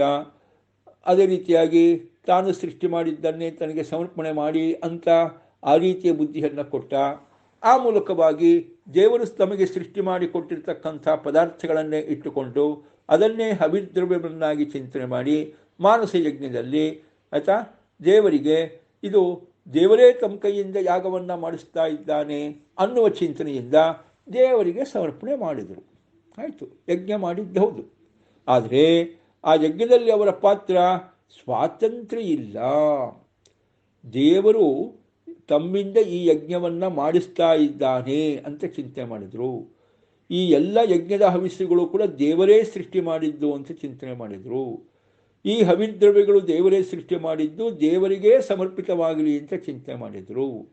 ಹೀಗೆ ಪ್ರತಿಯೊಂದು ಹಂತದಲ್ಲೂ ನಾಹಂಕರ್ತ ಹರಿಕರ್ತ ಅನ್ನುವ ಚಿಂತನೆ ಮಾಡಿ, ತತ್ಪೂಜಾ ಕರ್ಮಚಾಕಿಲಂ ಅಂತ ಚಿಂತನೆ ಮಾಡಿ, ದೇವರು ಸೃಷ್ಟಿ ಮಾಡಿ ತಮಗೆ ಕೊಟ್ಟದ್ದನ್ನು ದೇವರಿಗೆ ಸಮರ್ಪಣೆ ಮಾಡಿದರು. ಕೆರೆಯ ನೀರನ್ನು ಕೆರೆಗೆ ಚೆಲ್ಲಿ ಅನ್ನುವ ಅನುಸಂಧಾನದಿಂದ ಮಾಡಿದರು. ಹೀಗಾಗಿ ಅವರಿಗೆ ಈ ಯಜ್ಞಕ್ರಿಯೆಯಲ್ಲಿ, ಮಾನಸ ಯಜ್ಞಕ್ರಿಯೆಯಲ್ಲಿ ಯಾವುದೇ ಸ್ವಾತಂತ್ರ್ಯವಿಲ್ಲ. ಅಂದರೆ ಅವರು ಕೊಟ್ಟ ಹವಿರ್ದ್ರವ್ಯಗಳು ಅವರೇ ಸೃಷ್ಟಿ ಮಾಡಿದ್ದಲ್ಲ, ಆಯಿತಾ? ಅವರು ಮಾಡಿದ ಯಜ್ಞ ಅವರಾಗಿ ತಮ್ಮ ಶಕ್ತಿ ಸಾಮರ್ಥ್ಯದಿಂದ ಸ್ವತಂತ್ರವಾಗಿ ಮಾಡಿದ್ದಲ್ಲ. ದೇವರು ಆ ರೀತಿಯ ಮಾನಸಿಕ ಅನುಸಂಧಾನಕ್ಕೆ ಬೇಕಾದ ಮನಸ್ಸನ್ನು ಕೊಟ್ಟ. ಮನಸ್ಸಿನಲ್ಲಿ ಆ ರೀತಿ ಚಿಂತಿಸಲಿಕ್ಕೆ ಆ ರೀತಿ ಪ್ರೇರಣೆ ಕೊಟ್ಟದ್ದು ಯಾರು? ಅದು ದೇವರೇ. ಈಗ ಮಾನಸ ಯಜ್ಞ ಮಾಡಿದ್ದು ಸ್ವತಂತ್ರವಾಗಿ ಇವರಲ್ಲ, ದೇವರು ಬ್ರಹ್ಮ ದೇವತೆಗಳಿಂದ ಮಾನಸ ಯಜ್ಞವನ್ನು ಮಾಡಿಸಿದ್ದು. ಆ ಮಾನಸ ಯಜ್ಞದಲ್ಲಿ ಯಾರಿಗೆ ಅರ್ಪಣೆ ಮಾಡಿದ್ದು? ಅದು ದೇವರಿಗೆ. ಯಾವ ವಸ್ತುಗಳನ್ನು? ದೇವರೇ ಸೃಷ್ಟಿ ಮಾಡಿಕೊಟ್ಟ ವಸ್ತುಗಳನ್ನು. ಹೀಗಾಗಿ ಇವರ ಮಾನಸ ಯಜ್ಞದಲ್ಲಿ ಇವರಿಗೆ ಯಾವ ಸ್ವಾತಂತ್ರ್ಯವೂ ಇಲ್ಲ. ಅಂದರೆ ಮಾನಸ ಯಜ್ಞ ಮಾಡಿಸಿದ್ದು ದೇವರೇ, ಆಯಿತಾ? ಆಮೇಲಿಂದ ಸೃಷ್ಟಿ ಮಾಡಿಸಿದ್ದು ದೇವರೇ, ಸೃಷ್ಟಿಯಾದ ಪದಾರ್ಥಗಳನ್ನೇ ಪುನಃ ದೇವರಿಗೆ ಅರ್ಪಣೆ ಮಾಡಿದ್ದು ದೇವರಿಗೆ. ಹೀಗಾಗಿ ಇವರಿಗೆ ಈ ಯಜ್ಞದಲ್ಲಿ ಸ್ವಾತಂತ್ರ್ಯವಿಲ್ಲದ ಕಾರಣದಿಂದ ಮಾನಸ ಯಜ್ಞವನ್ನು ಮಾಡಿದರೂ ಮಾನಸ ಯಜ್ಞ ಮಾಡಿಲ್ಲ. ಅಂದರೆ ಸ್ವತಂತ್ರವಾಗಿ ಮಾಡಲಿಲ್ಲ. ಆದರೂ ಮಾಡಿದರೂ ದೇವರಿಂದ ಪ್ರೇರಣೆಯನ್ನು ಪಡೆದು ದೇವರೇ ಸೃಷ್ಟಿ ಮಾಡಿದ ಆ ವಸ್ತುಗಳನ್ನು ದೇವರಿಗೇ ಸಮರ್ಪಣೆ ಮಾಡಿ ಮಾನಸ ಯಜ್ಞ ಮಾಡಿದರು. ಅಸ್ವತಂತ್ರರಾಗಿ ದೇವರಿಂದ ಪ್ರೇರಿತರಾಗಿ ಮಾಡಿದರು. ಮಾಡಲಿಲ್ಲ ಅಂತ ಹೇಳೋದು ಯಾವ ಅಭಿಪ್ರಾಯದಲ್ಲಿ? ಸರ್ವತಂತ್ರ ಸ್ವತಂತ್ರರಾಗಿ ಮಾಡಲಿಲ್ಲ. ಹೀಗೆ ಅವರು ಯಜ್ಞ ಮಾಡಿದ್ದು ಹೌದು, ಯಜ್ಞ ಮಾಡಿಲ್ಲ ಅನ್ನೋದು ಹೌದು. ಯಜ್ಞ ಮಾಡಿದ್ದಾರೆ ಅಂತಲೂ ಸರಿ, ಅಂದರೆ ದೇವರಿಂದ ಪ್ರೇರಿತರಾಗಿ ದೇವರ ಅನುಗ್ರಹದಿಂದ ದೇವರಿಗೆ ಕೊಟ್ಟ ವಸ್ತುಗಳನ್ನು ದೇವರಿಗೆ ಸಮರ್ಪಣೆ ಮಾಡಿ, ಆಯಿತಾ, ಅವರು ಧನ್ಯತಾಭಾವವನ್ನು, ಕೃತಕೃತ್ಯತಾಭಾವವನ್ನು ಮನಸ್ಸಿನಲ್ಲಿ ಪಡೆದರು. ಹೀಗೆ ಮಾನಸ ಯಜ್ಞವನ್ನು ಮಾಡಿದರು. ಆದರೂ ತಾವಾಗಿ ಸರ್ವತಂತ್ರ ಸ್ವತಂತ್ರವಾಗಿ ಯಾವುದನ್ನು ಸೃಷ್ಟಿ ಮಾಡಿದ್ದಲ್ಲ, ತಾವಾಗಿ ಭಗವಂತನ ಅನುಗ್ರಹ ಪ್ರೇರಣೆ ಇಲ್ಲದೇ ಯಾಗ ಮಾಡಿದ್ದೂ ಅಲ್ಲ. ಹೀಗಾಗಿ ಸ್ವತಂತ್ರವಾಗಿ ಅವರು ಸೃಷ್ಟಿಸಿದ ವಸ್ತುವೂ ಅಲ್ಲ, ತಾವಾಗಿ ಸ್ವತಂತ್ರವಾಗಿ ಯಾಗ ಮಾಡಿದ್ದೂ ಅಲ್ಲ. ಈ ಕಾರಣದಿಂದ ಅವರು ಯಾಗ ಮಾಡಿಲ್ಲ ಅನ್ನೋದು ಸರಿ ಅಂತ ಹೇಳಿ ಎರಡೂ ಸ್ಟೇಟ್ಮೆಂಟು ಸರಿ. ಯಾಗ ಮಾಡಿದ್ದಾರೆ ಅನ್ನೋದು ಸರಿ, ಯಾಗ ಮಾಡಿಲ್ಲ ಅನ್ನೋದು ಸರಿ ಅಂತ. ಹೀಗೆ ಇದೊಂದು ವಿಚಿತ್ರ. ವೇದೋಪನಿಷತ್ತುಗಳಲ್ಲಿ ದೇವರ ಬಗ್ಗೆ ಚಿಂತನೆ ಬಂದಾಗ, ತತ್ವಜ್ಞಾನದ ಬಗ್ಗೆ ಚಿಂತನೆ ಬಂದಾಗ ಹೀಗೆ ಇಂತಹ ಒಂದು ವಿರುದ್ಧವಾದ ವಾದಗಳು, ವಿರುದ್ಧವಾದ ಮಾತುಗಳು ತುಂಬ ಕಂಡುಬರುತ್ತೆ. ಏನಪ್ಪ ಇದು ಅಪೌರುಷೇಯವಾದ ವೇದದಲ್ಲೂ ವಿರುದ್ಧವಾದ ಮಾತುಗಳೇ, ಏನಪ್ಪ ಇದು ಅಂತ ನಮಗನ್ಸುತ್ತೆ.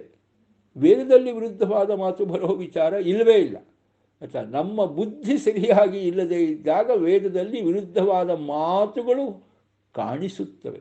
ನಿಜವಾಗಿ ಆ ಮಾತುಗಳಲ್ಲಿ ವಿರೋಧವಿಲ್ಲ ಅನ್ನೋದಲ್ಲ ನಾವು ಸರಿಯಾದ ರೀತಿಯಲ್ಲಿ ಅರ್ಥೈಸಿಕೊಂಡ್ರೆ, ಆಚಾರ್ಯರು ಹಾಕಿಕೊಟ್ಟ ಆ ಒಂದು ಯಾವ ಸಂಪ್ರದಾಯ ಇದೆ, ವೇದ ಅರ್ಥವನ್ನು ಚಿಂತಿಸುವ ಸಂಪ್ರದಾಯ, ಆ ಸಂಪ್ರದಾಯದಲ್ಲಿ ನಡೆದರೆ ವಿರೋಧ ಕಾಣಿಸೋದಿಲ್ಲ ಅಂತ ಹೀಗೆ ಋಗ್ವೇದದ ಒಂದು ವಿಶಿಷ್ಟವಾದ ಚಿಂತನೆ, ಅದೇ ಈ 19ನೇ ಪದ್ಯಕ್ಕೆ ಮೂಲವಾಗಿದೆ.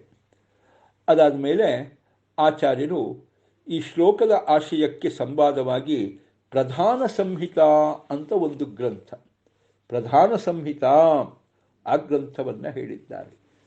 ಯಪ್ಪಾತಾ ಜನಿತಾ ಚೈವ ಕಲ್ಪಕೋ ನಿತ್ಯ ಪೋಷಕಃ ಪ್ರಾಪಕಃ ಸರ್ವದೇವಾನಾಂ ಪದಾನಾಂ ಪುರುಷೋತ್ತಮಃ ಸರ್ವದೇವಾಭಿಧಾವಾಚ್ಯೋ ಭೂತಭವ್ಯ ಭವತ್ಪ್ರಭುಃ ವಿಚಾರ್ಯ ಸರ್ವದೇವೇಶೈಃ ತಂ ಬ್ರಹ್ಮಾದ್ಯಾ ಯಜಂತಿ ಚ ತ್ರಿಗುಣಾತ್ಮಕಶ್ಚ ಸ್ರಷ್ಟಾರಃ ತಥಾಪಿ ನ ಯಜಂತಿ ತಂ ಯತಃ ಪೂರ್ಣೇಶ ಶಕ್ತ್ಯೈವ ತೇಷಾಂ ಯಜನಮಿಷ್ಯತೆ ಅತಃ ಸರ್ವೇಶ್ವರೋ ವಿಷ್ಣುಃ ಏಕ ಏವ ಮಹಾಗುಣಃ. ನೋಡಿ, ಇದು ಹಿಂದೆ ಬಂದ 2 ಮೂಲಶ್ರುತಿಗಳ ಭಾವವನ್ನು ಹೇಳುತ್ತೆ. ಯಾವ ದೇವರು ಎಲ್ಲರ ರಕ್ಷಕ, ಎಲ್ಲರ ಜನಕ, ಎಲ್ಲರ ಧಾರಕ, ಎಲ್ಲರ ನಿತ್ಯ ಪೋಷಕ, ಸಕಲ ದೇವತೆಗಳಿಗೂ ಆಯಾ ಪದವಿಯನ್ನು ಅನುಗ್ರಹಿಸಿದವನು, ಸರ್ವದೇವತೆಗಳ ಹೆಸರುಗಳಿಂದ ವಾಚ್ಯನಾಗಿರುವವನು, ಹಿಂದೆ ಮುಂದೆ ಹಾಗೂ ಈಗ ಪ್ರಭು ಎನಿಸಿರುವವನು. ನೋಡಿ, ಇದು ಕೆಲವೊಂದಷ್ಟೇ, ಇದು ಮೂಲವೇದದ ಆಶಯ ಇರುತ್ತೆ, ಅದನ್ನು ಸ್ಪಷ್ಟಪಡಿಸ್ತಕ್ಕಂಥದ್ದು ಆಚಾರ್ಯ ಕೊಟ್ಟಿರ್ತಕ್ಕಂಥ ಈ ಪ್ರಮಾಣ. ಮೂಲವೇದದಲ್ಲಿ ಆಶಯ ಅಡಕೊಂಡಿದೆ. ದೇವರು ಜನಿತಾಪಾತ ಅಂತ ಬಂದಾಗ ಯಾವಾಗ ಅಂತ ಅಲ್ಲಿ ಇಲ್ಲ. ನೋಡಿ, ಅವನು ಸೃಷ್ಟಿ ಮಾಡ್ತಾನೆ, ಅವನು ಸ್ಥಿತಿ ಮಾಡ್ತಾನೆ, ಅವನು ಸಂಹಾರ ಮಾಡ್ತಾನೆ, ಎಲ್ಲ ದೇವತೆಗಳಿಗೂ ಎಲ್ಲವನ್ನೂ ಕೊಡ್ತಾನೆ, ಎಲ್ಲ ದೇವತೆಗಳ ನಾಮವನ್ನು ಹೊತ್ಕೊಂಡಿದ್ದಾನೆ. ಏನು ಬರೀ ಈ ಕಲ್ಪದಲ್ಲಿ ಮಾತ್ರ ಏನು ಸಮಾಚಾರ ಅಂತ. ನಿಜವಾಗಿ ಆ ಪದ ಯಾವುದೂ ಇಲ್ಲ ಅಲ್ಲಿ. ಈ ಕಲ್ಪದಲ್ಲಿ ಹೀಗಿದೆ, ಮುಂದಿನ ಕಲ್ಪದಲ್ಲಿ ಚೇಂಜ್ ಆಗುತ್ತೆ ಅನ್ನೋ ಮಾತುಗಳಿಲ್ಲ. ಜನಿತ ಅಂದರೆ ಯಾವಾಗಲೂ ಜನಿತ, ದೇವರಿಗೆ ಜನಿತ, ಅವನು ಸೃಷ್ಟಿಕರ್ತ ಅಂದರೆ ಯಾವಾಗಲೂ ಕೂಡ, ಅಪ್ಪ ಅಂದರೆ ಯಾವಾಗಲೂ ಅಪ್ಪನೇ ಆಯ್ತಾ. ಯಾಕೆಂದರೆ ಇಂಥ ಕಲ್ಪದಲ್ಲಿ ಇಂಥ ಕಾಲದ ವ್ಯವಸ್ಥೆ, ದೇಶದ ವ್ಯವಸ್ಥೆ ಏನು ಮಾಡಿಲ್ಲ ಅಲ್ಲಿ. ಇಂಥ ದೇಶಕ್ಕೆ ಮಾತ್ರ ದೇವರು ಜನಿತ, ಇಂಥ ಕಾಲಕ್ಕೆ ಮಾತ್ರ ಅಂತ ಇಲ್ಲ ಅಲ್ಲಿ. ಯಾವಾಗ ಆ ಸಂಕುಚಿತ ಅರ್ಥವನ್ನು ತಿಳಿಸುವ ಪದಗಳು ಇಲ್ಲವೋ ನಾವೇನು ಮಾಡಬೇಕು, ಅದನ್ನು 3 ಕಾಲಕ್ಕೆ ಸಂಬಂಧಪಟ್ಟಂತೆ, ಸಕಲ ದೇಶಕ್ಕೆ ಸಂಬಂಧಪಟ್ಟಂತೆಯೇ ಚಿಂತನೆ ಮಾಡಬೇಕು ಅನ್ನೋದು ವೇದ ಸಂಪ್ರದಾಯ. ನೋಡಿ, ಅದನ್ನೇ ಇಲ್ಲಿ ಈ ಒಂದು ಯಾವುದು ಪ್ರಮಾಣ ಹೇಳುತ್ತೆ.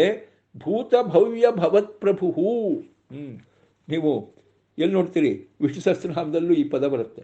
ಭೂತ ಭವ್ಯ ಭವತ್ ಪ್ರಭು, ದೇವರು ಹಿಂದೆ ಇದ್ದ, ಈಗ ಇರುವ, ಮುಂದೆ ಬರಲಿರುವ, ಎಲ್ಲರಿಗೂ ಎಲ್ಲದಕ್ಕೂ ಪ್ರಭು, ನಿಯಾಮಕನಾದವನು.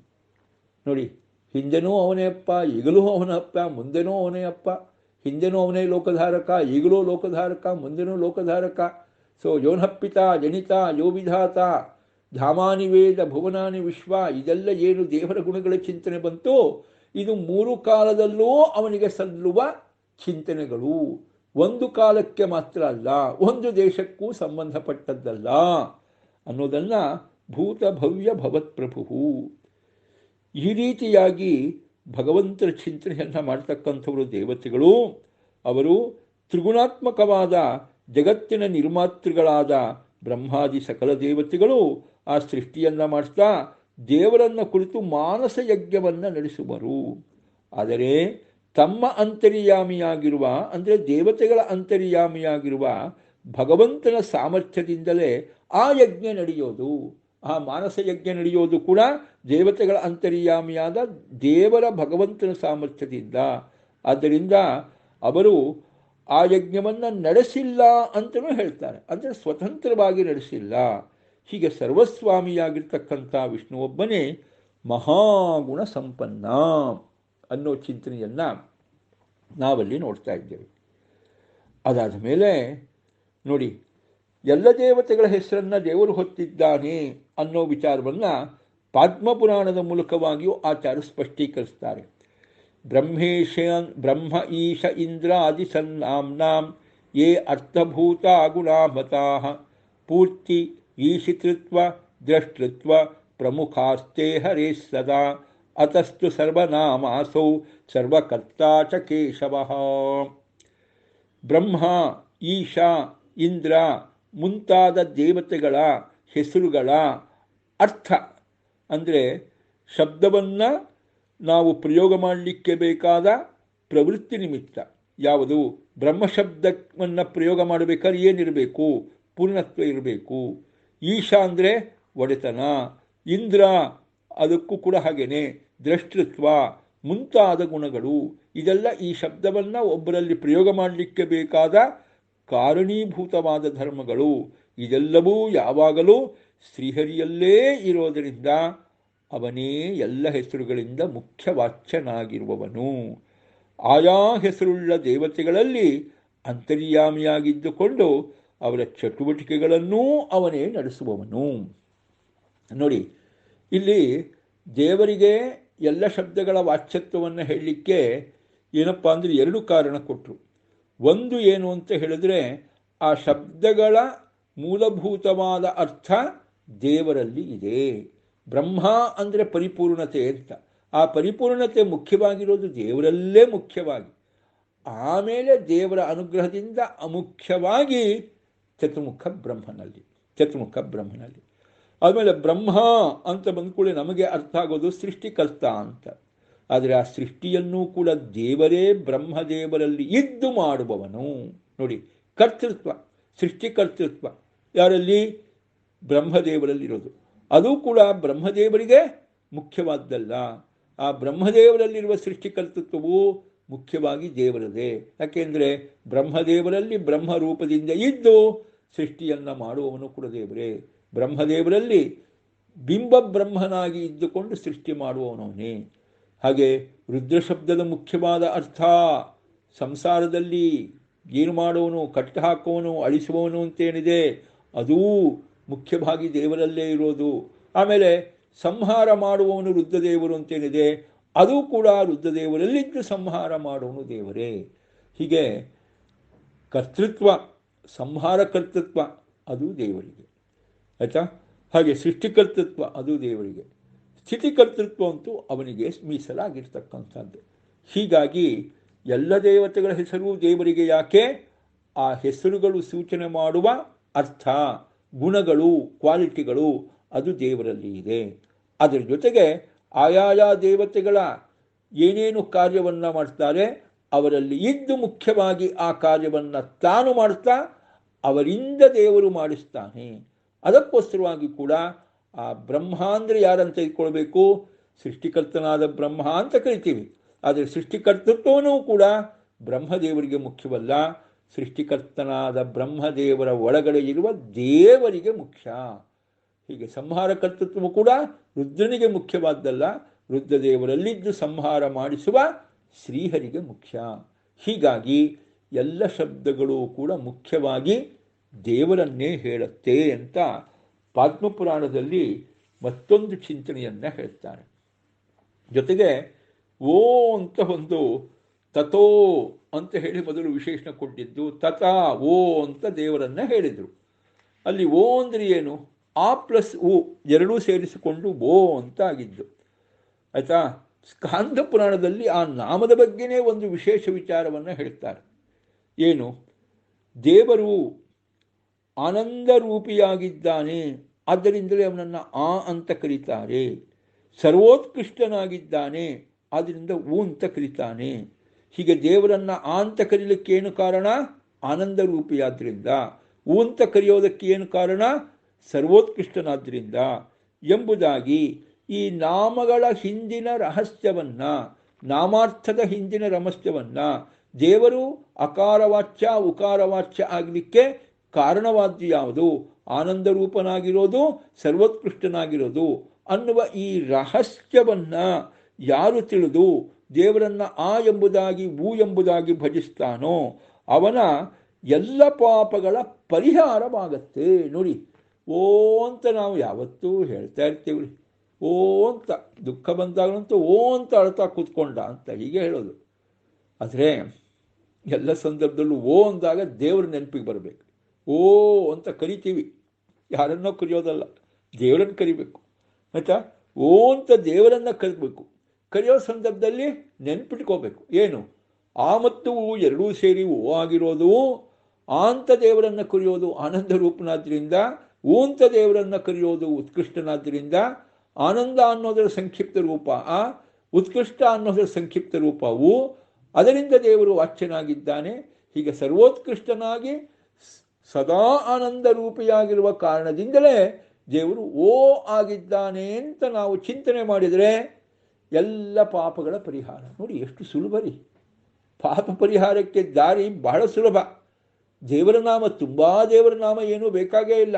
ಓ ಓ ಓ ಅಂತ ಹೇಳ್ತಾ ಇದ್ರೂ ಸಾಕು ಅಲ್ವಾ. ದುಃಖ ಬಂದಾಗಲೂ ಓ ಅಂತಲೇ ನಾವು ಹೇಳೋದು.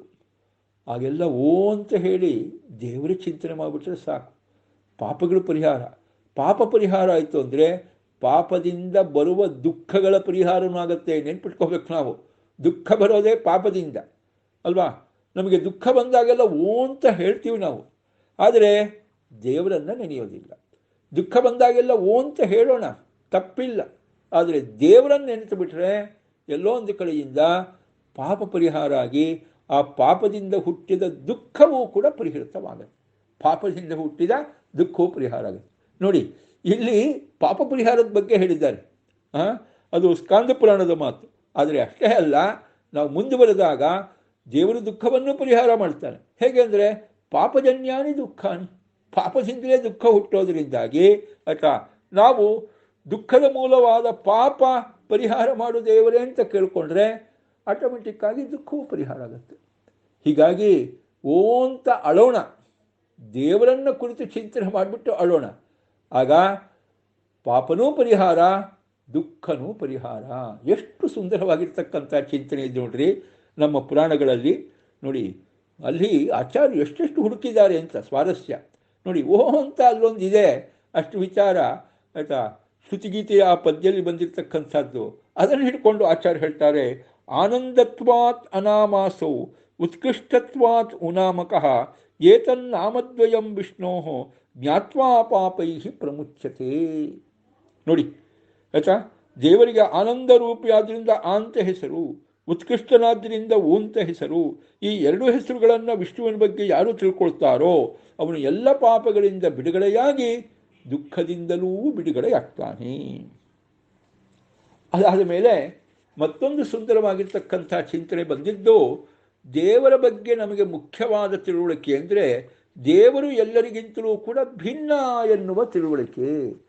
ಸರ್ವವಿಲಕ್ಷಣ ಅಂತ ದೇವರನ್ನು ಚಿಂತನೆ ಮಾಡೋದೇ ದೇವರ ಬಗ್ಗೆ ನಾವು ವಿಶೇಷವಾಗಿ ತಿಳಿಯಬೇಕಾಗಿರ್ತಕ್ಕಂಥ ತಿಳುವಳಿಕೆ.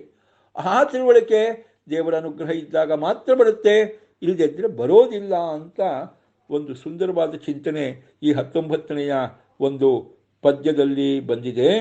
ಅದನ್ನು ಆಚಾರ್ಯರು ಪ್ರಮಾಣ ಸಂಹಿತ ಎನ್ನುವ ಗ್ರಂಥದ ಆಧಾರದಲ್ಲಿ ತಿಳಿಸ್ಕೊಡ್ತಾರೆ. ನೋಡಿ, ಆಚಾರ್ಯರು ಹುಡುಕ್ತಕ್ಕಂಥ ಗ್ರಂಥಗಳು ಎಷ್ಟೊಂದು ಅಪೂರ್ವವಾದ ಗ್ರಂಥಗಳ್ರಿ. ಏನು ಹೇಳ್ತಾರೆ ಪ್ರಮಾಣ ಸಂಹಿತಾದಲ್ಲಿ?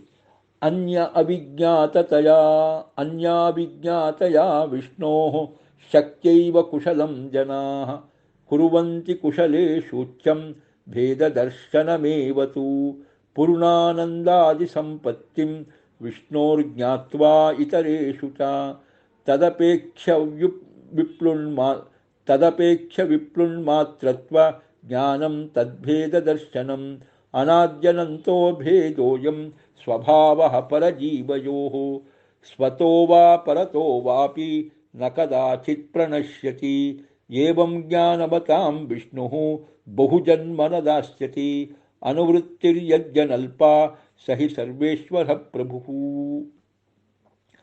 ಭಗವಂತನ ಶಕ್ತಿ ಸಮಗ್ರವಾಗಿ ಬೇರೊಬ್ಬರಿಗೆ ತಿಳಿಯಲಿಕ್ಕೆ ಸಾಧ್ಯವೇ ಇಲ್ಲ. ಶುಭ ಧರ್ಮಗಳಲ್ಲೇ ಶ್ರೇಷ್ಠವಾದದ್ದು ಯಾವುದು? ಭಗವಂತನಲ್ಲೇ ಇರುವ ಶುಭ ಧರ್ಮಗಳು, ಮಂಗಳಕರವಾದ ಧರ್ಮಗಳು ಅಂದರೆ ಯಾವುದು? ದೇವರನ್ನ ಬೇರೆಯವರಿಗಿಂತ ಭಿನ್ನ, ದೇವರು ಸರ್ವವಿಲಕ್ಷಣ ಅಂತ ತಿಳಿಯೋದೆ.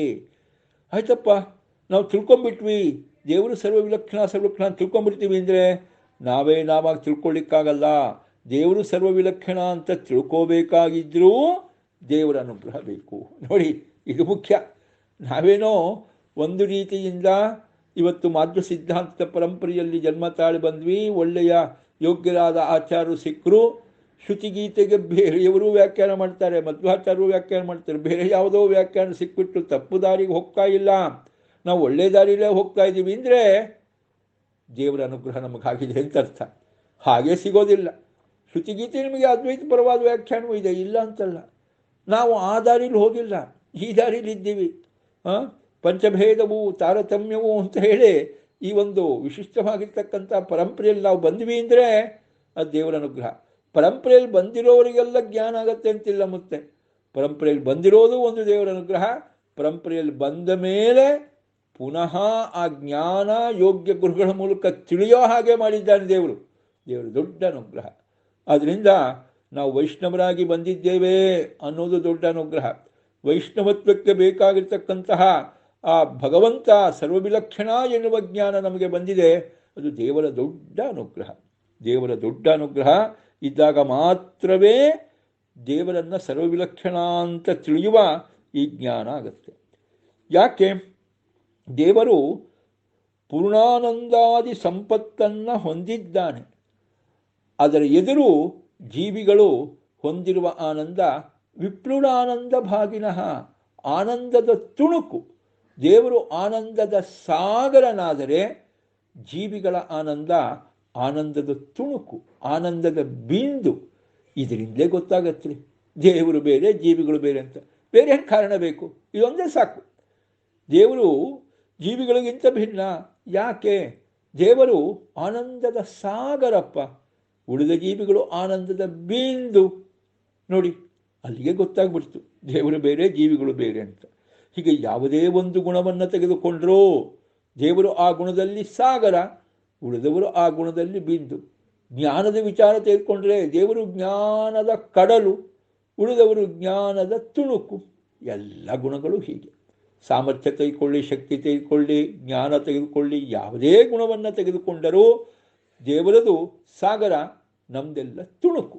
ಹೀಗಾಗಿ ಸಕಲ ಜೀವ ವಿಲಕ್ಷಣ ದೇವರು. ಪರಸ್ಪರ ವಿರುದ್ಧ ಧರ್ಮವನ್ನು ಯಾರು ಹೊಂದಿದ್ದಾರೋ ಅವರಲ್ಲಿ ಭೇದ ಇದ್ದೇ ಇರುತ್ತೆ. ಇದು ನಮಗೆ ಗೊತ್ತಿರುವ ವಿಚಾರ. ಅದನ್ನೇ ಇಲ್ಲೂ ಹೇಳ್ತಾರೆ. ದೇವರು ಜ್ಞಾನದ ಸಾಗರ, ಆನಂದದ ಸಾಗರ, ಶಕ್ತಿ ಸಾಮರ್ಥ್ಯದ ಸಾಗರ. ಜೀವಿಗಳು ಆನಂದದ ತುಣುಕು, ಶಕ್ತಿ ಸಾಮರ್ಥ್ಯದ ತುಣುಕು, ಜ್ಞಾನದ ತುಣುಕು. ಹೀಗಾಗಿ ಪರಸ್ಪರ ವಿರುದ್ಧ ಧರ್ಮ ಹೊಂದಿದ್ರಿಂದಲೇ ಇವರಿಬ್ಬರಲ್ಲಿ ಭೇದ ಅನ್ನೋದನ್ನು ನೋಡಿ ಪ್ರಮಾಣ ಸಂಹಿತ ಮತ್ತಷ್ಟು ಸ್ಪಷ್ಟಪಡಿಸುತ್ತೆ. ಹೀಗೆ ಈ ಭೇದ ಇದೆ. ಇಲ್ಲಿ ನಮಗೊಂದು ಡೌಟ್ ಬರುತ್ತೆ, ಯಾವಾಗಿಂದ ಜೀವರಿಗೆ ಮತ್ತು ಈಶ್ವರಿಗೆ ಭೇದ ಪ್ರಾರಂಭ ಆಯಿತು? ಮೊದಲು ಯಾವುದೋ ಒಂದು ಕಾಲದಲ್ಲಿ ಜೀವ ಮತ್ತು ಈಶ್ವರರು ಒಂದಾಗಿದ್ದರು, ಯಾವುದೋ ಒಂದು ಕಾಲಘಟ್ಟದಲ್ಲಿ ಅವರಿಬ್ಬರು ಬೇರೆಯಾದರು, ಪುನಃ ಒಂದು ಕಾಲಘಟ್ಟ ಬಂದಾಗ ಇವರಿಬ್ಬರು ಒಂದಾಗ್ಬಿಡೋದು, ಹೀಗೇನಾದರೂ ಕಥೆ ಇದೆಯಾ? ಇಲ್ಲಪ್ಪ, ಆ ಕಥೆನೇ ಯೋಚನೆ ಮಾಡಬೇಡಿ. ಅದ್ವೈತ ಸಿದ್ಧಾಂತ ಪ್ರಕಾರ ದೇವರೇ ಅಜ್ಞಾನವನ್ನು ಕಲ್ಪಿಸಿಕೊಂಡಾಗ ಜೀವನಾಗಿ ಬಂದು ದುಃಖ ಅನುಭವಿಸ್ತಾನೆ, ಅಜ್ಞಾನ ಹೊತ್ಕೊಳ್ಳೆ ಈ ಜೀವ ದೇವರೇ ಆಗಿಬಿಡ್ತಾನೆ. ಹೀಗೆಲ್ಲ ಚಿಂತನೆ ಇದೆ ಅಲ್ವಾ? ಅವ್ರ ಪ್ರಕಾರ ದೇವರೊಬ್ಬನೇ ಇರೋದು, ಜೀವ ಇಲ್ಲವೇ ಇಲ್ಲ. ಅಜ್ಞಾನ ಬಂದಾಗ ಅವನೇ ಜೀವ ಆಗೋದು, ಅಜ್ಞಾನ ಹೊತ್ಕೊಳ್ಳಿ ಪುನಃ ದೇವರಾಗ್ಬಿಡ್ತಾನೆ. ಒಂದು ಫೈನ್ ಮಾರ್ನಿಂಗ್ ಅಜ್ಞಾನ ಹೋಯ್ತು, ದೇವರಾಗ್ಬಿಟ್ಟ. ಇಂಥದ್ದೆಲ್ಲ ಕಥೆ ಇದೆ. ಅದನ್ನೇ ಹೇಳ್ತಾರೆ, ಇಲ್ಲಪ್ಪ, ಆ ಸಿದ್ಧಾಂತ ಎಲ್ಲ ನಂಬೇಡಿ. ಯಾಕೆಂದರೆ ಯಾವತ್ತೂ ಅಷ್ಟೇ ಏನಾಗಿದೆ ಅಂದರೆ ಆ ಭೇದ ಅನಾದಿ ಕಾಲದಿಂದ ಇರೋದು ಅನಂತ ಕಾಲದವರೆಗೂ ಇರುತ್ತೆ. ಜೀವ ಮತ್ತು ಈಶ್ವರ ಭೇದ ಅನಾದಿ ಕಾಲದಿಂದ ಇದ್ದು ಅನಂತ ಕಾಲದವರೆಗೂ ಇದ್ದೇ ಇರುತ್ತೆ. ಆ ಜೀವೇಶ್ವರ ಭೇದಕ್ಕೆ ಇಂಥ ಕಾಲದಲ್ಲಿ ಪ್ರಾರಂಭವಾಯಿತು ಅಂತ ಹೇಳಿ ಆದಿ ಇಲ್ಲ. ಜೀವೇಶ್ವರ ಭೇದದ ಡೇಟ್ ಆಫ್ ಬರ್ತ್ ಇಲ್ಲ. ಜೀವೇಶ್ವರ ಭೇದ ಇಂಥ ದಿವಸ ಹುಟ್ಟಿತು ಅಂತ ಇಲ್ಲ. ಆದ್ದರಿಂದಲೇ ಯಾವುದು ಹುಟ್ಟತ್ತೋ ಅದಕ್ಕೆ ನಾಶ, ಆದ್ದರಿಂದಲೇ ಜೀವೇಶ್ವರ ಭೇದ ಹುಟ್ಟಿಲ್ಲ, ಆದ್ದರಿಂದಲೇ ಜೀವೇಶ್ವರ ಭೇದಕ್ಕೆ ನಾಶವೂ ಇಲ್ಲ. ಅದಕ್ಕೆ ಜೀವೇಶ್ವರ ಭೇದಕ್ಕೆ ಆದಿ ಇಲ್ಲ, ಅನಾದಿ. ಜೀವೇಶ್ವರ ಭೇದಕ್ಕೆ ಅಂತ್ಯವೂ ಇಲ್ಲ, ಅನಂತ. ಯಾವುದಕ್ಕೆ ಡೇಟ್ ಆಫ್ ಬರ್ತ್ ಇದೆಯೋ ಅದಕ್ಕೆ ಡೇಟ್ ಆಫ್ ಡೆತ್ತು. ಯಾವುದು ಹುಟ್ಟತ್ತೋ ಅದು ಸಾಯುತ್ತೆ. ಜಾತಸ್ಯ ಹಿ ಧ್ರುವ ಮೃತ್ಯು, ಅದು ಕೃಷ್ಣ ಹೇಳಿರೋ ಮಾತು. ಹುಟ್ಟಿದ್ದು ಸಾಯತ್ತೆ ಅಂತ. ಜೀವೇಶ ಭೇದ ಏನಾದರೂ ಹುಟ್ಟಿದ್ರೆ ಜೀವೇಶ ಭೇದ ಸಾಯಬೇಕಾಯಿತು. ಜೀವೇಶ ಭೇದ ಹುಟ್ಟಿದ್ದೂ ಅಲ್ಲ, ಅದರಿಂದ ಸಾಯೋದು ಇಲ್ಲ. ಜೀವೇಶ ಭೇದ ಬಂದದ್ದೂ ಅಲ್ಲ, ಅದರಿಂದ ಹೋಗೋ ವಿಚಾರವೂ ಇಲ್ಲ. ಜೀವೇಶ ಭೇದ ಅನಾದಿ, ಆದ್ದರಿಂದ ಜೀವೇಶ ಭೇದ ಅನಂತವೂ ಕೂಡ ಹೌದು. ನೋಡಿ, ಬಹಳ ಸುಂದರವಾದ ಚಿಂತನೆ. ಅದರಿಂದಾಗಿ ಜೀವೇಶ ಭೇದ ಯಾವಾಗಲೂ ಬಂತು, ಯಾವಾಗಲೂ ಹೋಗ್ಬಿಡುತ್ತೆ ಅಂತ ಈಗೆಲ್ಲ ಚಿಂತೆ ಮಾಡಬೇಡಿ. ಯಾಕೆಂದರೆ ಅವರಲ್ಲಿ ಇರುವ ವಿರುದ್ಧ ಧರ್ಮಗಳು ಯಾವತ್ತೂ ಇರುತ್ತೆ. ಆಚಾರ್ಯರು ಗೀತಾ ಭಾಷ್ಯದಲ್ಲಿ ಹೇಳ್ತಾರೆ ಆ ಮಾತನ್ನು. ದೇವರು ಸರ್ವಜ್ಞ, ಜೀವನು ಅಲ್ಪಜ್ಞ. ದೇವರು ಸರ್ವಸಮರ್ಥ, ಜೀವನು ಅಲ್ಪಸಮರ್ಥ. ದೇವರು ಸರ್ವವ್ಯಾಪ್ತ, ಜೀವನು ಅಲ್ಪವ್ಯಾಪ್ತ. ಆಯ್ತಾ? ದೇವರು ಸರ್ವಗುಣ ಪರಿಪೂರ್ಣ, ಜೀವ ಅಲ್ಪ ಗುಣಗಳಿಂದ ಸಂಪನ್ನ. ದೇವರಲ್ಲಿ ಯಾವುದೇ ದೋಷಗಳು ಇಲ್ಲ, ಜೀವನಲ್ಲಿ ದೋಷಗಳಿವೆ. ಈ ಗುಣಗಳು ದೇವರದ್ದು ಯಾವಲ್ಲೂ ದೇವರಲ್ಲಿರುತ್ತೆ, ಜೀವನದ್ದು ಯಾವತ್ತೂ ಜೀವನದಲ್ಲಿರುತ್ತೆ. ಜೀವನದಲ್ಲಿರೋ ಗುಣಗಳೂ ವ್ಯತ್ಯಾಸ ಆಗಲ್ಲ, ದೇವರಲ್ಲಿರೋ ಗುಣಗಳೂ ವ್ಯತ್ಯಾಸ ಆಗಲ್ಲ. ಹೀಗಾಗಿ ಇದು ಏನಪ್ಪ ಅಂತ ಬಂದಾಗ ಎಂದೂ ಒಂದಾಗೋ ವಿಚಾರ ಇಲ್ಲ. ಸರ್ವಜ್ಞನಾದ ದೇವರು ಅಲ್ಪಜ್ಞನಾದ ಜೀವ ಆಗೋ ವಿಚಾರ ಇಲ್ಲವೇ ಇಲ್ಲ. ಸರ್ವಸಮರ್ಥನಾದ ದೇವರು ಅಲ್ಪಸಮರ್ಥನಾದ ಜೀವ ಆಗೋ ವಿಚಾರವೇ ಇಲ್ಲ. ದೇವರಲ್ಲಿರುವ ಸರ್ವಜ್ಞತ್ವ, ದೇವರಲ್ಲಿರುವ ಸರ್ವಸಾಮರ್ಥ್ಯ, ದೇವರಲ್ಲಿರುವ ಸರ್ವವ್ಯಾಪ್ತಿ, ದೇವರಲ್ಲಿರುವ ಸರ್ವಗುಣ ಪರಿಪೂರ್ಣತೆ, ದೇವರಲ್ಲಿರುವ ಸರ್ವದೋಷ ವಿದೂರತೆ ಅದು ಎಂದೆಂದೂ ಬದಲಾಗೋದೇ ಇಲ್ಲ. ಹಾಗೆ ಜೀವನಲ್ಲಿರುವ ಅಲ್ಪಜ್ಞತ್ವ, ಜೀವನಲ್ಲಿರುವ ಅಸಂಪೂರ್ಣತೆ, ಜೀವನಲ್ಲಿರುವ ಅಸಾಮರ್ಥ್ಯ, ಜೀವನಲ್ಲಿರುವ ಅಲ್ಪ ಸಾಮರ್ಥ್ಯ, ಜೀವನಲ್ಲಿರುವ ಅಲ್ಪವ್ಯಾಪ್ತಿ ಇದೂ ಎಂದೆಂದೂ ಜೀವನನ್ನು ಬಿಟ್ಟು ಹೋಗೋದಿಲ್ಲ. ಅವನಲ್ಲಿರೋ ಗುಣಗಳು ಅವನನ್ನು ಬಿಟ್ಟು ಹೋಗಲ್ಲ, ಇವನಲ್ಲಿರೋ ಗುಣಗಳು ಇವನನ್ನು ಬಿಟ್ಟು ಹೋಗಲ್ಲ. ಅವನು ಇವನು, ಇವನೇ ಅವನು ಒಂದಾಗೋದು ಹೇಗೆ ಸ್ವಾಮಿ? ಆಗೋದೇ ಇಲ್ಲ. ಬಹಳ ಸುಂದರವಾದ ಚಿಂತನೆ. ಆಚಾರ್ಯರು ಗೀತಾ ಭಾಷ್ಯದಲ್ಲಿ ಹೇಳ್ತಾರೆ ನೋಡಿ, ಅದರ ಸಾರ ಇಲ್ಲಿ ಬಂದಿದೆ. ಏನು ಹೇಳ್ತಾರೆ? ಅನಾದ್ಯನಂತಹ ಭೇದೋಯಂ ಸ್ವಭಾವ ಪರಜೀವಯೋಹೋ. ಭೇದ ಸೃಷ್ಟಿಯಾಗಿದ್ದಲ್ಲ. ಆಚಾರ್ಯದ ಒಂದು ದೊಡ್ಡ ಚಿಂತನೆ ಇದು. ದೊಡ್ಡ ಇದರ ಬಗ್ಗೆ ಬಹಳ ದೊಡ್ಡ ವಿಚಾರಗಳಿದೆ. ಭೇದ ಏನಂತ ಹೇಳಬೇಕು ಅಂತ ಆಚಾರ್ಯೊಬ್ಬರು ಹೇಳಿದ ಧರ್ಮಿಸ್ವರೂಪ ಅಂದರೆ ಯಾರಲ್ಲಿ ಭೇದ ಇದೆಯೋ ಅವರ ಸ್ವರೂಪದಲ್ಲೇ ಸೇರಿಕೊಂಡಿದೆ. ಜೀವ ಪ್ರತಿಯೋಗಿಕವಾದ ಭೇದ ದೇವರಲ್ಲಿ ಇದೆ. ದೇವ ಪ್ರತಿಯೋಗಿಕವಾಗಿರ್ತಕ್ಕಂಥ ಭೇದ ಜೀವನಲ್ಲಿದೆ. ದೇವರಲ್ಲಿ ಇರುವ ಜೀವನ ವೈಲಕ್ಷಣ್ಯ ಅದು ದೇವರ ಸ್ವರೂಪ. ಜೀವನಲ್ಲಿರುವ ದೇವರ ವೈಲಕ್ಷಣ್ಯ ಜೀವಸ್ವರೂಪ. ಅದನ್ನೇ ಧರ್ಮಿಸ್ವರೂಪ ಅಂತ ಕರೀತಾರೆ. ಧರ್ಮವುಳ್ಳ ಧರ್ಮಿ, ಭೇದವೆಂಬ ಧರ್ಮವುಳ್ಳ ಧರ್ಮಿ ದೇವರು. ಭೇದವೂ ದೇವರೂ ಒಂದು ರೀತಿಯಿಂದ ಬೇರೆಯಲ್ಲ. ಜೀವನು ದೇವರ ಭೇದವೂ ಅವನಲ್ಲಿರುವ ದೇವರ ಭೇದವೂ ಬೇರೆಯಲ್ಲ. ದೇವರು ದೇವರಲ್ಲಿರುವ ಜೀವನ ಭೇದವೂ ಬೇರೆಯಲ್ಲ. ಅದೇ ರೀತಿಯಾಗಿ ಜೀವನು ಜೀವನಲ್ಲಿರುವ ದೇವರ ಭೇದವೂ ಬೇರೆಯಲ್ಲ. ನೋಡಿ, ಭೇದ ಧರ್ಮಸ್ವರೂಪಂ ಇದೊಂದು ದೊಡ್ಡ ಚಿಂತನೆ. ತತ್ವನಿರ್ಣಯದಲ್ಲಿ, ನ್ಯಾಯಸುಧಾದಲ್ಲಿ, ಅದೇ ರೀತಿಯಾಗಿ ಅನುವ್ಯಾಖ್ಯಾನದಲ್ಲಿ ಬಹಳ ವಿಶೇಷವಾದ ಚಿಂತನೆ ಮಾಡ್ತಾರೆ. ಅದನ್ನೇ ಇದು ಹೇಳಿದರು. ಸ್ವಭಾವ ಪರಜೀವಯೋಹೋ. ಪರ ಸರ್ವೋತ್ತಮನಾದ ಭಗವಂತ ಜೀವರ ಸ್ವಭಾವವೇ ಆಗಿಬಿಟ್ಟಿದೆ, ಸ್ವಭಾವದಲ್ಲೇ ಸೇರ್ಕೊಂಡ್ಬಿಟ್ಟಿದೆ. ಸ್ವಭಾವ ಬೇರೆ ಮಾಡಲಿಕ್ಕಾಗಲ್ಲ. ಹೇಗೆ ಈ ಭೇದವನ್ನು ಕೂಡ ಅವರಿಂದ ಬೇರೆ ಮಾಡಲಿಕ್ಕಾಗೋದಿಲ್ಲ. ಸ್ವತೋವಾ ಪರತೋವಾಪಿ ನ ಕದಾಚಿತ್ ಪ್ರಣಶ್ಯತಿ. ಮುಂದಿನ ಮಾತು ಇನ್ನೂ ಸ್ವಾರಸ್ಯ. ಅಲ್ಲ ಸ್ವಾಮಿ, ಬೇರೆ ಮಾಡಲಿಕ್ಕಾಗಲ್ಲ ಅಂದ್ರೆ ಏನ್ರಿ? ಕೆಲವೊಂದು ಏನಾಗತ್ತೆ ಅಂದರೆ ನಾಶ ಆಗೋದಿದೆ, ಇಲ್ಲ ಅಂತಲ್ಲ. ಈಗ ಕೆಲವೊಂದು ವ್ಯತ್ಯಾಸ ಬೇರೆ ಬೇರೆ ಆಗತ್ತೆ ನೋಡ್ತೀವಿ. ಈಗ ನೋಡಿ, ಶಾಪ ಕೊಟ್ಟಾಗ ಅಥವಾ ವಿಶೇಷವಾಗಿ ವರ ಕೊಟ್ಟಾಗ ಇಲ್ಲದೇ ಇದ್ದದ್ದು ಆಗೋದೆಲ್ಲ ನೋಡ್ತೇವೆ. ಶಾಪ ಬಂತು, ಒಬ್ಬ ಒಳ್ಳೆಯ ದೇವತಾ ಜೀವಿ ಕೂಡ ಶಾಪಗ್ರಸ್ತನಾಗಿ ಭೂಮಿಯಲ್ಲಿ ಹುಟ್ಟೋದು ನೋಡ್ತೇವೆ. ನಿಜವಾಗಿ ದೇವತೆಗಳ ಸಾಮರ್ಥ್ಯ ದೊಡ್ಡದೆ, ಆದರೂ ಶಾಪಗ್ರಸ್ತರಾಗಿ ಭೂಮಿಯಲ್ಲಿ ಹುಟ್ಟುಬಿಡ್ತಾರೆ. ಹಾಗೆಲ್ಲ ಕಥೆ ಆಗುತ್ತೆ. ಒಬ್ಬ ಸಾಮಾನ್ಯ ಜೀವಿ ಇರ್ತಾನೆ, ತುಂಬ ಪಾಪ ಗೀಪ ಎಲ್ಲ ಮಾಡಿರ್ತಾನೆ. ಯಾರೋ ದೇವತೆಗಳ ಅನುಗ್ರಹ ಆಗಿ ವರ ಕೊಟ್ಬಿಡ್ತಾರೆ, ವರ ಕೊಟ್ಬಿಟ್ರೆ ದೊಡ್ಡವನಾಗ್ಬಿಡ್ತಾನೆ. ಹೀಗೆಲ್ಲ ಆಗೋ ಕಥೆ ಉಂಟು ಅಲ್ವಾ. ನಹುಷನಿಗೆ ದೇವತೆಗಳ ವರ ಸಿಕ್ತು, ಹೋಗಿ ಇಂದ್ರ ಪದವಿಯಲ್ಲೇ ಕೂತ್ಕೊಂಡ, ಇಂಥ ಕಥೆ ಇದೆ. ಹಾಗೆ ದೇವತೆಗಳು ಶಾಪಗ್ರಸ್ತರಾಗಿ ಭೂಮಿಯಲ್ಲಿ ಹುಡ್ತಾರೆ, ಈ ಕಥೆನೂ ಇದೆ. ಹಾಗೆ ಯಾರಾದರೂ ಶಾಪ ಕೊಟ್ಬಿಟ್ಟು ಇನ್ನು ಮೇಲಿಂದ ದೇವತೆಗಳಿಗೂ ಮತ್ತು ಜೀವಿಗಳಿಗೂ ಇರೋ ಭೇದ ನಾಶ ಹೋಗೋಗ್ಲಿ ಅಂತ ಶಾಪ ಕೊಡೋದು ಆಯ್ತಾ. ಯಾರಾದರೂ ದೈತ್ಯರಿಗೆ ವರ ಕೊಟ್ಬಿಟ್ಟು ದೈತ್ಯರೇ ಯೋಚನೆ ಮಾಡಿಬಿಡಿ, ನೀವೇ ದೇವರಾಗ್ಬಿಟ್ರಿ, ಈಗಿರ್ತಕ್ಕಂತಹ ಆ ಒಂದು ಸಿಸ್ಟಮ್ ನಿಮಗೂ ಮತ್ತು ದೇವರಿಗೂ ಇರೋ ಏನಿದು ಭೇದ ಇದೆ ಅದನ್ನು ನಾನು ಏನು ಮಾಡಿಬಿಡ್ತೀನಿ, ತಳ್ಳಿ ಹಾಕ್ಬಿಡ್ತೀನಿ, ನಾಶ ಮಾಡಿ ಹಾಕ್ಬಿಡ್ತೀನಿ ಅಂತ ಯಾರಾದರೂ ವರ ಕೊಡೋದು, ಯಾರಾದರೂ ಶಾಪ ಕೊಡೋದು, ಇದರ ಮೂಲಕವಾಗಿ ಇದನ್ನೇನಾದರೂ ಬದಲಾಯಿಸಬಹುದೇ? No question. ಖಂಡಿತವಾಗಿಯೂ ಸಾಧ್ಯವಿಲ್ಲ. ಅಂಥ ಪ್ರಶ್ನೆನೇ ಮಾಡಬೇಡಿ, ಅಂಥ ವಿಚಾರ ಇಲ್ಲವೇ ಇಲ್ಲ. ಯಾವತ್ತೂ ಇರತಕ್ಕಂಥದ್ದು ಅದು ಯಾವತ್ತೂ ಬದಲಾಗೋದೇ ಇಲ್ಲ. ಅದಕ್ಕೆ ಸ್ವಭಾವ ಅಂತ ಹೇಳಿದ್ರು. ಅದು ಕೆಲವೊಂದನ್ನು ನೀವು ಶಾಪ ಮತ್ತು ವರದಿಂದ ಬದಲಾಯಿಸ್ಬೋದು, ಸ್ವಭಾವವನ್ನು ಬದಲಾಯಿಸಲಿಕ್ಕಾಗಲ್ಲ. ದೇವತಾ ಸ್ವಭಾವದ ಜೀವಿ ಇದ್ದಾನೆ, ಅವನನ್ನು ಶಾಪದಿಂದ ವರದಿಂದ ಅಸುರರನ್ನಾಗಿ ಮಾಡೋದು. ಅಸುರ ಸ್ವಭಾವದ ಒಬ್ಬ ಜೀವಿ ಇದ್ದಾನೆ, ಅವನ ಶಾಪದಿಂದ ವರದಿಂದ ಪುನಃ ಏನು ಮಾಡೋದು ಅಂತ ಬಂದಾಗ ದೇವಸ್ವಭಾವ ಮಾಡೋದು ಸಾಧ್ಯವಿಲ್ಲ. ಯಾರೊಬ್ಬ ದೇವಸ್ವಭಾವ ಜೀವಿ ಇದ್ದಾನೆ, ಅವನಿಗೆ ಶಾಪ ಕೊಟ್ಟರೆ ನೀನು ಅಸುರನಾಗು, ಅಸುರ ಸ್ವಭಾವದ ಜೀವಿ ಆಗಲ್ಲ. ಅಸುರರ ಸಂತತಿಯಲ್ಲಿ ಬರ್ಬೋದು. ಶಂಕುಕರ್ಣ ಎನ್ನುವ ದೇವತೆ ಬ್ರಹ್ಮದೇವರ ಶಾಪದಿಂದ ಪ್ರಹ್ಲಾದನಾಗಿ ಬಂದ, ಅಸುರರ ಸಂತತಿಯಲ್ಲಿ ಬಂದ, ಆದರೆ ಅವನ ಸ್ವಭಾವ ಬದಲಾಗಲಿಲ್ಲ. ಅಲ್ಲೂ ಕೂಡ ಹರಿಹರಿ ಅಂತಲೇ ಇದ್ದ, ಹರಿಹರಿ ಅಂತಲೇ ಇದ್ದ ಆಯ್ತಾ. ನೋಡಿ ಅಲ್ಲಿ ಅವನು ಅಸುರರ ಸಂತತಿಯಲ್ಲಿ ಬಂದದ್ದು, ಅವನ ಸ್ವಭಾವಕ್ಕೇನು ವ್ಯತ್ಯಾಸವಿಲ್ಲ, ಸ್ವಭಾವ ದೇವಸ್ವಭಾವನೆ.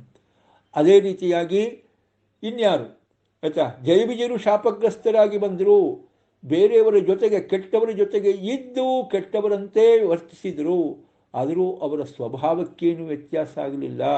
ಸ್ವಭಾವ ದೇವಸ್ವಭಾವವೇ, ಪುನಃ ಮೋಕ್ಷವನ್ನೇ ಪಡೆದರು. ಆದ್ದರಿಂದಾಗಿ ಯಾರೇ ಆಗಲಿ ಸುರರು ಅಸುರರಾಗೋದು, ಅಸುರರು ಸುರರಾಗೋದು ಶಾಪ ಮತ್ತು ವರದಿಂದ ಸಾಧ್ಯವಿಲ್ಲ. ಹೇಗೋ ಹಾಗೇನೇ ನೋಡಿ, ಬ್ರಹ್ಮದೇವರು ಏನೇನೋ ವರ ಕೊಡ್ತಾರಪ್ಪ, ಆ ವರದ ಪ್ರಕಾರ ನೋಡಿದರೆ ಅವರು ಎಲ್ಲನಾಗಬೇಕು. ಹಿರಣ್ಯಕ್ಷಿಪಿಗೆ ಅವರು ವರ ಕೊಟ್ಟಿದ್ದು ನಾವು ನೋಡ್ತೇವೆ, ಎಲ್ಲೂ ಸಾಯಬಾರ್ದು ಎಲ್ಲೂ ಸಾಯಬಾರ್ದು ಹೀಗೆಲ್ಲ ಏನೋ ವರ ಕೊಟ್ಟದ್ದು. ಅದು ನೋಡಿದರೆ ಎಲ್ಲವನ್ನೂ ನಾನೇ ಮಾಡಬೇಕು, ಎಲ್ಲವಕ್ಕೂ ನಾನೇ ಇದು ದೇವರೇ ಆಗಬೇಕು ಅನ್ನೋ ರೀತಿಯಲ್ಲಿ ಅವನು ಕೇಳಿದ್ದು ವರ. ಅವರೇನೋ ಕೊಟ್ಟರು, ವರ ಎಷ್ಟು ಪ್ರಯೋಜನ ಆಯಿತು ಅಂತ ಆಗಲೇ ಇಲ್ಲ. ಯಾಕೆಂದರೆ ದೇವರು ಆ ವರಕ್ಕೆಲ್ಲ ಸರಿಯಾದ ರೀತಿಯಲ್ಲಿ ಬಂದು ಅವನ ಸಂಹಾರ ಮಾಡೇ ಬಿಟ್ಟ. ಅಂದರೆ ಯಾವುದೂ ಯಾವ ಸ್ವಭಾವಕ್ಕೆ ವಿರುದ್ಧವಾಗಿದೆಯೋ ಅದು ಸಿಗೋದಿಲ್ಲ. ಅಲ್ಲೂ ಅಷ್ಟೇ ಏನಂದರೆ ಅಲ್ಲಿ ಆಚಾರ್ಯರು ವಿಶೇಷವಾಗಿ ಜೀವದ್ವಯ ಸಮಾವೇಶವನ್ನೆಲ್ಲ ಹೇಳ್ತಾರೆ. ಅಲ್ಲೊಬ್ಬ ಕೆಟ್ಟ ಜೀವಿ ಇದ್ದ, ಒಳ್ಳೆ ಜೀವಿ ಇದ್ದ. ಕೆಟ್ಟ ಜೀವಿನೇ ಕೇಳಿದ್ದು, ನಾನು ಒಂದು ರೀತಿಯಲ್ಲಿ ದೇವರಂತೆ ಆಗಬೇಕು ಅಂತ ವರವನ್ನು ಕೇಳಿದ್ದು. ದೇವರು ಆದರೆ ಸಂಹಾರ ಮಾಡದ, ಆ ಕೆಟ್ಟ ಜೀವಿನ ತಮಸ್ಸಿಗೆ ಕಳಿಸ್ತಾ ಹೊರತು ಬೇರೆ ಒಳ್ಳೆಯದು ಅವನಿಗೆ ಬೇಕಾದ್ದು ಅವನಿಗೇನು ಸಿಗಲೇ ಇಲ್ಲ. ಹೀಗಾಗಿ ವರದಿಂದ, ಬ್ರಹ್ಮದೇವರ ವರದಿಂದ ಪುನಃ ತಾನು ಏನಾಗ್ಬಿಡ್ತೀನಿ, ಈ ಒಂದು ಶರೀರದಲ್ಲೇ ಇದ್ದುಕೊಂಡು ಬಿಟ್ಟು ದೇವರಂತೆ ಆಗ್ಬಿಡ್ತೀನಿ, ದೇವರಾಗ್ಬಿಡ್ತೀನಿ ಅನ್ನೋ ಮಾತು ಅವನೇನೋ ಭ್ರಮಿಸಿದ್ದ ಆ ಕೆಟ್ಟ ಜೀವಿ. ಹಿರಣ್ಯಕ್ಷಿಪ್ನಲ್ಲಿರೋನು, ಹಿರಣ್ಯಾಕ್ಷನಲ್ಲಿರೋನು ಅವನಿಗೆ ಆಗಲಿಲ್ಲ ಅಂದ. ಯಾವುದೋ ಸ್ವಭಾವಕ್ಕೆ ವಿರುದ್ಧವೋ ಸ್ವರೂಪದಲ್ಲಿ ಇಲ್ಲವೋ ಅದನ್ನು ಶಾಪದಿಂದ ವರದಿಂದ ಪಡೀಲಿಕ್ಕೆ ಸಾಧ್ಯವೇ ಇಲ್ಲ. ಹಾಗೆ ಈ ಒಂದು ಯಾವುದು ಸ್ವರೂಪದಲ್ಲೇ ಇರತಕ್ಕಂಥದ್ದು ಭೇದ, ಅದನ್ನು ವ್ಯತ್ಯಾಸ ಮಾಡಲಿಕ್ಕೆ ಸಾಧ್ಯವೇ ಇಲ್ಲ. ಬಹಳ ಸುಂದರವಾಗಿರ್ತಕ್ಕಂಥ ಚಿಂತನೆ. ಸ್ವತೋವಾ ಪರತೋವಾಪಿ ನ ಕದಾಚಿತ್ ಪ್ರಣಶ್ಯತಿ ಏವಂ ಜ್ಞಾನವತಾಂ ವಿಷ್ಣು ಬಹುಜನ್ಮ ನದಾಸ್ಯತೆ. ಬಹಳ ಮುಖ್ಯವಾದ ಚಿಂತನೆ. ಈ ರೀತಿ ಜ್ಞಾನ ಬೇಕ್ರಿ, ದೇವರ ಬಗ್ಗೆ ನಮಗೆ ಇಂಥ ಜ್ಞಾನ ಇರಬೇಕು. ದೇವರು ಸರ್ವವಿಲಕ್ಷಣ, ಆ ಸರ್ವವೈಲಕ್ಷಣ್ಯ ಎಂದೆಂದೂ ನಾಶ ಆಗೋ ವಿಚಾರವಿಲ್ಲ. ದೇವರಲ್ಲಿ ಇರುವ ಜೀವಿಗಳ ಭೇದ, ಜೀವಿಗಳಲ್ಲಿ ಇರುವ ದೇವರ ಭೇದ, ಅದು ಅವರವರ ಸ್ವಭಾವವೇ ಆಗಿದೆ ಆಯಿತಾ. ಅದು ಶಾಪದಿಂದಾಗಲಿ ವರದಿಂದಾಗಲೂ ಕೂಡ ಅದನ್ನು ನಾಶ ಪಡಲಿಕ್ಕೆ ಸಾಧ್ಯವಿಲ್ಲ. ಹೀಗೆ ದೇವರು ಸರ್ವವಿಲಕ್ಷಣ ಅನ್ನೋದನ್ನೇ ಯಾರು ಚಿಂತನೆ ಮಾಡ್ತಾ ಇರ್ತಾರೆ, ಅದಕ್ಕೆ ಕಾರಣವನ್ನೂ ಚಿಂತನೆ ಮಾಡ್ತಾರೆ, ಅಂಥವರಿಗೆ ದೇವರು ಬಹುಜನ್ಮನದ ಸ್ಥಿತಿ, ತುಂಬ ಜನ್ಮ ಕೊಡೋದಿಲ್ಲ ಅಂತಲೇ ಇಲ್ಲಯ್ಯ, ಬಹಳ ಮುಖ್ಯವಾದ ವಿಚಾರವನ್ನು ತಿಳ್ಕೊಂಡಿದ್ದಾನೆ ಇವನು. ಅದರಿಂದ ಇವನನ್ನು ಏನು ಮಾಡೋಣ, ಬೇಗನೆ ಜ್ಞಾನ ಕೊಟ್ಬಿಟ್ಟು ಸಂಸಾರದಿಂದ ಬಿಡುಗಡೆ ಮಾಡೋಣ ಅಂತ ದೇವರು ಕರುಣೆ ತೋರಿಸ್ಬಿಡ್ತಾನಂತೆ. ಯಾರೂ ದೇವರನ್ನು ಜೀವಿಗಳಿಗಿಂತ ವಿಲಕ್ಷಣ ಅಂತ ತಿಳಿತಾನೋ, ಅದಕ್ಕೆ ಕಾರಣವನ್ನು ತಿಳಿತಾನೋ, ಆ ಜೀವವೈಲಕ್ಷಣ್ಯದಲ್ಲಿ ಮುಂದೆ ಏನೇನಿದೆ, ಜೀವವೈಲಕ್ಷಣ ಅದರಿಂದಾಗಿ ದೇವರು ದೇವರೇ, ಜೀವನೇ ಅಂತ ಚಿಂತನೆ ಮಾಡ್ತಾನೆ ಯಾರೋ, ಅವನಿಗೆ ವಿಶೇಷವಾದ ಕರುಣೆಯನ್ನು ದೇವರು ತೋರಿಸಿ ಅವನಿಗೆ ಅನೇಕ ಜನ್ಮಗಳನ್ನು ಸಂಸಾರದಲ್ಲಿ ಕೊಡೋದಿಲ್ಲ, ಬೇಗನೆ ಜ್ಞಾನವನ್ನು ಕೊಟ್ಟು ಸಾಧನೆ ಮಾಡಿಸಿ ತನ್ನ ಹತ್ರ ಕರ್ಕೊಂಡೇ ಬಿಡ್ತಾನೆ.